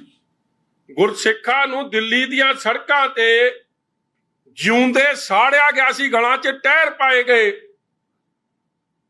ਸਿੰਘ ਸਿੰਘਣੀਆਂ ਦੀਆਂ ਇੱਜ਼ਤਾਂ ਲੁੱਟੀਆਂ ਗਈਆਂ, ਸਾਡੀਆਂ ਭੈਣਾਂ ਦੀਆਂ ਸਾੜੇ ਗਏ, ਮਾਰੇ ਗਏ, ਜੈਨੋਸਾਈਡ ਹੋਇਆ। ਅੱਜ ਉਹਨਾਂ ਦੇ ਕੇਸ ਚੱਲਦੇ ਆ, ਉਹ ਲੋਕ ਪਿੱਛੇ ਨੇ, ਟਾਈਟਲਰ ਵਰਗੇ ਤੇ ਹੋਰ। ਤੇ ਤੁਸੀਂ ਉਸ ਵੇਲੇ ਵੀ, ਤੁਹਾਡੇ ਪਰਿਵਾਰ ਦਾ ਜੀ ਰਾਸ਼ਟਰਪਤੀ ਸੀ, ਉਹ ਰਾਸ਼ਟਰਪਤੀ ਭਵਨ 'ਚ ਗਹਿਰੀ ਨੀਂਦ ਸੁੱਤੇ ਰਹੇ, 3 ਦਿਨ ਆਰਮੀ ਨਹੀਂ ਗਈ, ਉਹਨਾਂ ਨੇ ਕੋਈ ਕਦਮ ਨਹੀਂ ਚੁੱਕਿਆ। ਵੈਰੇਜ ਹੀ ਵਾਸ ਦਾ ਕਮਾਂਡਰ ਇਨ ਚੀਫ ਆਰਮੀ ਦੇ। ਅੱਜ ਉਹੀ ਹਿਸਟਰੀ ਰਿਪੀਟ ਹੋ ਰਹੀ ਹੈ ਕਿ ਵਿਧਾਨ ਸਭਾ ਦੇ ਕਸਟੋਡੀਅਨ, ਜਦੋਂ ਗੁਰੂ ਗੋਬਿੰਦ ਸਿੰਘ ਜੀ ਮਹਾਰਾਜ ਦੇ ਖਾਲਸਾ ਪੰਥ ਨੂੰ ਮਜ਼ਾਕ ਉਡਾਇਆ ਜਾਵੇ, ਉਹਦੇ ਦਾੜੇ ਪੱਗ ਦੀ ਸ਼ਾਨ ਦੇ ਖਿਲਾਫ ਕੋਈ ਗੱਲ ਕੀਤੀ ਜਾਵੇ, ਤੇ ਸਪੀਕਰ ਸਾਹਿਬ ਦਾ ਇੱਕ ਲਫ਼ਜ਼ ਨਹੀਂ ਆਇਆ। ਮੈਨੂੰ ਇਸ ਗੱਲ ਦਾ ਅਫਸੋਸ ਵੀ ਹੈ, ਰੰਜ ਵੀ ਹੈ, ਔਰ ਮੈਂ ਸਮਝਦਾ ਹਿਸਟਰੀ ਬੁੱਕਸ 'ਚ ਇਹ ਰਿਕਾਰਡ ਹੋਊਗਾ ਕਿ ਕਿਵੇਂ ਜਿਹੜੀ ਪੰਜਾਬ ਦੀ ਵਿਧਾਨ ਸਭਾ ਲੋਕਾਂ ਦੇ ਮੁੱਦਿਆਂ ਵਾਸਤੇ ਬਣੀ ਹੈ, ਲੋਕਾਂ ਦੇ ਮੁੱਦਿਆਂ ਨੂੰ ਹੱਲ ਕਰਨ ਵਾਸਤੇ ਬਣੀ ਹੈ। ਉੱਥੇ ਲੋਕਾਂ ਦੇ ਮੁੱਦੇ ਨਹੀਂ ਡਿਸਕਸ ਹੁੰਦੇ, ਉੱਥੇ ਗੁਰੂ ਗੋਬਿੰਦ ਸਿੰਘ ਜੀ ਮਹਾਰਾਜ ਦੇ ਖਾਲਸੇ ਸਰੂਪ ਦੇ ਬਾਰੇ ਮਜ਼ਾਕ ਉਡਾਇਆ ਜਾਂਦਾ। ਜਿਸ ਖਾਲਸੇ ਸਰੂਪ ਬਾਰੇ ਸਮੱਤ ਕੀ ਮਿਲਦੀ ਹੈ ਕਿ ਖਾਲਸਾ ਮੇਰੋ ਰੂਪ ਹੈ ਖਾਸ, ਖਾਲਸੇ ਮੈਂ ਹੂੰ ਕਰੂ ਨਿਵਾਸ। ਕਿ ਜਿੱਥੇ ਗੁਰੂ ਸਾਹਿਬ ਨੇ ਐਡੀ ਬਖਸ਼ਿਸ਼ ਸਿੱਖੀ ਸਰੂਪ ਨੂੰ ਦਿੱਤੀ ਹੋਵੇ, ਉਹ ਸਿੱਖੀ ਸਰੂਪ ਦਾ ਮਜ਼ਾਕ ਹੈ ਪੰਜਾਬ ਦੀ ਵਿਧਾਨ ਸਭਾ 'ਚ ਉਹਦੇ। ਇਤੋਂ ਸ਼ਰਮਸਾਰ ਗੱਲ ਕੀ ਹੈ ਕਿ ਇਸ ਬਦਲਾਵ ਲਈ ਬਿਕਰਮ ਸਿੰਘ ਮਜੀਠੀਆ ਹੋਰਾਂ ਦੀ ਪ੍ਰੈਸ ਕਾਨਫਰੰਸ ਤੁਸੀਂ ਸੁਣੀ ਤੇ ਜਿਹੜੀਆਂ ਗੱਲਾਂ ਕੀਤੀਆਂ ਉੱਤੇ ਵੀ ਧਿਆਨ ਦੇਣਾ ਚਾਹੀਦਾ। ਇਹ ਗੱਲ ਠੀਕ ਹੈ ਕਿ ਸਿੱਖ ਹੋਣ ਦੇ ਨਾਤੇ ਸਾਰਿਆਂ ਨੂੰ ਮਰਿਆਦਾ ਦੇ ਅਨੁਸਾਰ ਰਹਿਣਾ ਚਾਹੀਦਾ, ਤੇ ਦੂਸਰੇ ਪਾਸੇ ਜਿਹੜੀ ਉਹਨਾਂ ਨੇ ਗੱਲ ਕੀਤੀ ਹੈ ਗੁਰੂ ਸਾਹਿਬ ਦੀ, ਗੁਰੂ ਸਾਹਿਬ ਦੇ ਦੱਸੇ ਰਸਤੇ ਦੇ ਉੱਪਰ ਵੀ ਚੱਲਣਾ ਚਾਹੀਦਾ। ਪਰ ਇੰਨਾ ਜ਼ਰੂਰ ਹੈ, ਜਦੋਂ ਸਮੇਂ-ਸਮੇਂ ਦੀਆਂ ਸਰਕਾਰਾਂ ਆਈਆਂ ਤਾਂ ਉਹਨਾਂ ਨੇ ਇਹ ਗੱਲਾਂ ਕਿਉਂ ਨਹੀਂ ਮੰਨੀਆਂ? ਇਹ ਗੱਲਾਂ ਉਦੋਂ ਹੀ ਯਾਦ ਕਿਉਂ ਆਉਂਦੀਆਂ ਜਦੋਂ ਵਿਰੋਧੀ ਧਿਰ ਦੇ ਵਿੱਚ ਹੋ ਜਾਂਦੇ ਆ? ਇਹ ਗੱਲਾਂ ਉਦੋਂ ਹੀ ਯਾਦ ਹੁੰਦੀਆਂ ਕਿਉਂ ਆ ਜਦੋਂ ਵਿਰੋਧੀ ਧਿਰ ਵੀ ਨਹੀਂ ਹੁੰਦੀ, ਜਦੋਂ ਸਰਕਾਰ ਵਿੱਚ ਵੀ ਨਹੀਂ ਹੁੰਦੇ? ਚਲੋ ਫਿਰ ਵੀ ਕਦੀ-ਕਦੀ ਇੰਨਾ ਤਾਂ ਹੁੰਦਾ, ਸਿਆਸੀ ਤੌਰ ਤੇ ਬਿਆਨਬਾਜ਼ੀ ਤਾਂ ਕਰਨੀ ਹੈ। ਹੁਣ ਦੂਸਰੇ ਪਾਸੇ ਜਿਹੜੀ ਮੈਂ ਪਹਿਲਾਂ ਗੱਲ ਕੀਤੀ ਕਿ ਜਿਸ ਹਿਸਾਬ ਦੇ ਨਾਲ ਬਿਕਰਮ ਮਜੀਠੀਆ ਹੋਰਾਂ ਨੇ ਇਹ ਗੱਲਾਂ ਕਹੀਆਂ, ਇਹ ਗਲਤ ਹੈ, ਨਾ ਕਹਿੰਦੇ ਤਾਂ ਚੰਗਾ ਸੀ। ਪਰ ਅੱਜ ਸੋਸ਼ਲ ਮੀਡੀਆ ਤੇ ਇੱਕ ਚਰਚਾ ਹੋਰ ਚੱਲੀ ਹੈ ਕਿ ਭਾਈ ਤੁਹਾਨੂੰ ਕੀ ਲੋੜ ਸੀ ਸੋਸ਼ਲ ਮੀਡੀਆ ਤੇ ਇੱਕ ਵੀਡੀਓ ਬਣਾ ਕੇ ਪਾਉਣ ਦੀ, ਉਹ ਵੀ ਆਪਣੀ ਪਾਰਟੀ ਦੇ ਪੇਜ ਤੋਂ, ਜਿਹਦੇ ਵਿੱਚ ਇਹ ਦਿਖਾਇਆ ਗਿਆ ਕੁਲਤਾਰ ਸਿੰਘ ਸੰਧਵਾ ਹੋਰਾਂ ਦੀ ਤਸਵੀਰ ਲਗਾ ਕੇ, ਜਿਹਦੇ ਵਿੱਚ ਨਿੱਜਰ ਹੋਰਾਂ ਦੀ ਤਸਵੀਰ ਲੱਗੀ ਹੈ, ਇੰਦਰਵੀਰ ਸਿੰਘ ਨਿੱਜਰ ਹੋਰਾਂ ਦੀ। ਇਹ ਲਗਾਉਣ ਦੀ ਕੀ ਜ਼ਰੂਰਤ ਪੈ ਗਈ? ਫਿਰ ਇੱਥੇ ਗੱਲ ਤਾਂ ਉਹੀ ਆ ਗਈ ਨਾ ਕਿ ਇੱਕ ਸਿਆਸਤਦਾਨ ਨੇ ਕਿਹਾ, ਦੂਸਰੇ ਨੇ ਉਹਦਾ ਜਵਾਬ ਦਿੱਤਾ, ਤੇ ਤੀਸਰਾ ਅਜੇ ਸੋਚ ਰਿਹਾ ਮੈਂ ਹੁਣ ਜਵਾਬ ਦੇਵਾਂ ਜਾਂ ਨਾ ਪਵਾਂ, ਵਿੱਚ ਕੁੱਦਾਂ ਜਾਂ ਨਾ ਆਵਾਂ। ਗੱਲ ਤਾਂ ਉੱਥੇ ਸਿਮਟ ਕੇ ਰਹਿ ਗਈ ਹੈ। ਨਾ ਅੱਜ ਦੀ ਵੀਡੀਓ ਪਾਉਣ ਤੋਂ ਬਾਅਦ ਪੰਜਾਬ ਦੇ ਧਰਤੀ ਹੇਠਲਾ ਪਾਣੀ ਉੱਪਰ ਆ ਜਾਣਾ, ਨਾ ਪਿਛਲੇ ਦਿਨਾਂ ਦੇ ਦੌਰਾਨ ਸਰਕਾਰ ਦੀ ਵਿਧਾਨ ਸਭਾ ਵਿੱਚ ਕੀਤੀ ਹੋਈ ਸ਼ਬਦਾਵਲੀ ਤੋਂ ਬਾਅਦ ਪੰਜਾਬ ਦੇ ਵਿੱਚ ਕੈਂਸਰ ਖਤਮ ਹੋ ਜਾਣਾ, ਨਾ ਹੀ ਆਉਂਦੇ ਦਿਨਾਂ ਨੂੰ ਤੀਸਰਾ, ਚੌਥਾ, ਪੰਜਵਾਂ ਜਾਂ ਸਿਆਸਤਦਾਨ ਆ ਗਿਆ ਤੇ ਝੋਨੇ ਕਰਕੇ ਜਿਹੜਾ ਪਾਣੀ ਥੱਲੇ ਜਾ ਰਿਹਾ, MSP ਦਿੱਤੀ ਨਹੀਂ ਜਾ ਰਹੀ, ਕੀਟਨਾਸ਼ਕ ਜਿਹੜੀਆਂ ਦਵਾਈਆਂ ਨੇ ਉਹਨਾਂ ਦੇ ਵਿੱਚ ਖੁਦ ਕੀੜੇ ਪੈ ਰਹੇ ਆ, ਇੱਧਰ ਤਾਂ ਨਹੀਂ ਧਿਆਨ ਦਿੱਤਾ ਜਾ ਰਿਹਾ ਨਾ। ਮਸਲਾ ਤਾਂ ਇਹੀ ਹੈ, ਇਹ ਆਪੋ ਆਪਣੀ ਡਫਲੀ ਤੇ ਆਪੋ ਆਪਣਾ ਰਾਗ। ਗੱਲ ਇੱਥੇ ਮੁੱਕਦੀ ਪਈ ਹੈ। ਜਿਹਦਾ ਲੱਗਦਾ ਦਾ ਪਿਆ ਏ ਉਹੀ ਪਾਉਂਦਾ ਗਾਹ ਪਿਆ ਏ। ਜਦੋਂ ਸਮਾਂ ਮਿਲਦਾ ਠੋਕ ਦੋ ਬਿਆਨ, ਜਦੋਂ ਸਮਾਂ ਮਿਲਦਾ ਪਿਆ ਚੱਕੋ ਬਿਆਨ ਦਿਓ, ਤਾਂ ਅਗਲੇ ਦਿਨ ਮੀਡੀਆ ਦੇ ਵਿੱਚ ਖਬਰ ਤਾਂ ਇੱਕ ਬਣੇਗੀ ਨਾ।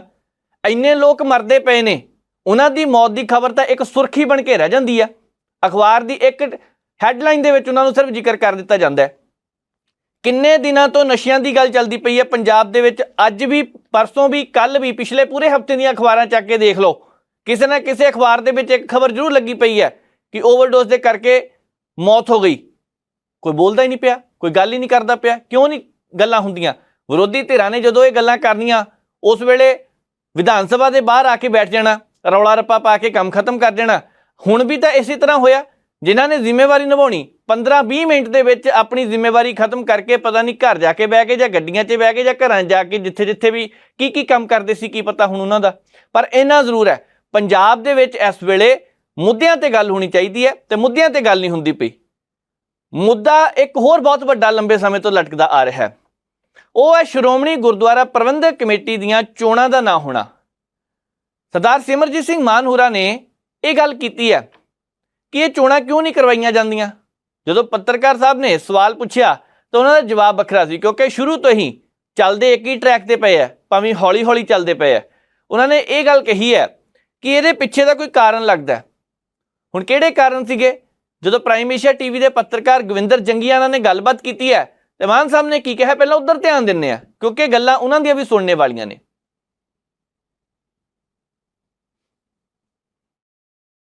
ਮਾਨ ਸਾਹਿਬ, ਤੁਸੀਂ ਹਮੇਸ਼ਾ ਕਹਿੰਦੇ ਰਹਿੰਦੇ ਹੋ ਕਿ SGPC ਦੀਆਂ ਵੋਟਾਂ ਨੇ ਹੋਈਆਂ, ਬਹੁਤ ਲੰਮਾ ਸਮਾਂ ਹੋ ਗਿਆ। ਅੱਜ ਵੀ ਤੁਸੀਂ ਜ਼ਿਕਰ ਕੀਤਾ, ਲੱਗਦਾ ਕੀ ਆ ਕਿਉਂ ਨਹੀਂ SGPC ਦੀਆਂ ਵੋਟਾਂ ਹੋ ਰਹੀਆਂ? ਕਰਕੇ ਹਿੰਦ ਹਕੂਮਤ SGPC ਨੂੰ ਨਹੀਂ ਰਹਿਣ ਦੇਣਾ ਚਾਹੁੰਦੀ ਔਰ ਇਸ ਨੂੰ ਇੱਕ ਬੋਰਡ ਬਣਾਉਣਾ ਚਾਹੁੰਦੀ ਹੈ, ਜਿਵੇਂ ਹੋਰ ਬੋਰਡ ਬਣਦੇ ਹੈ, ਕਿ ਇਹਨਾਂ ਦੀ ਨੁਮਾਇੰਦਗੀ ਵੋਟਾਂ ਪਾ ਕੇ ਜਿਹੜੇ ਲੀਡਰ ਹੈ ਉਹ ਸਿੱਖਾਂ ਦੀ ਪਾਰਲੀਮੈਂਟ SGPC ਦੇ ਵਿੱਚ ਨਾ ਜਾਣ।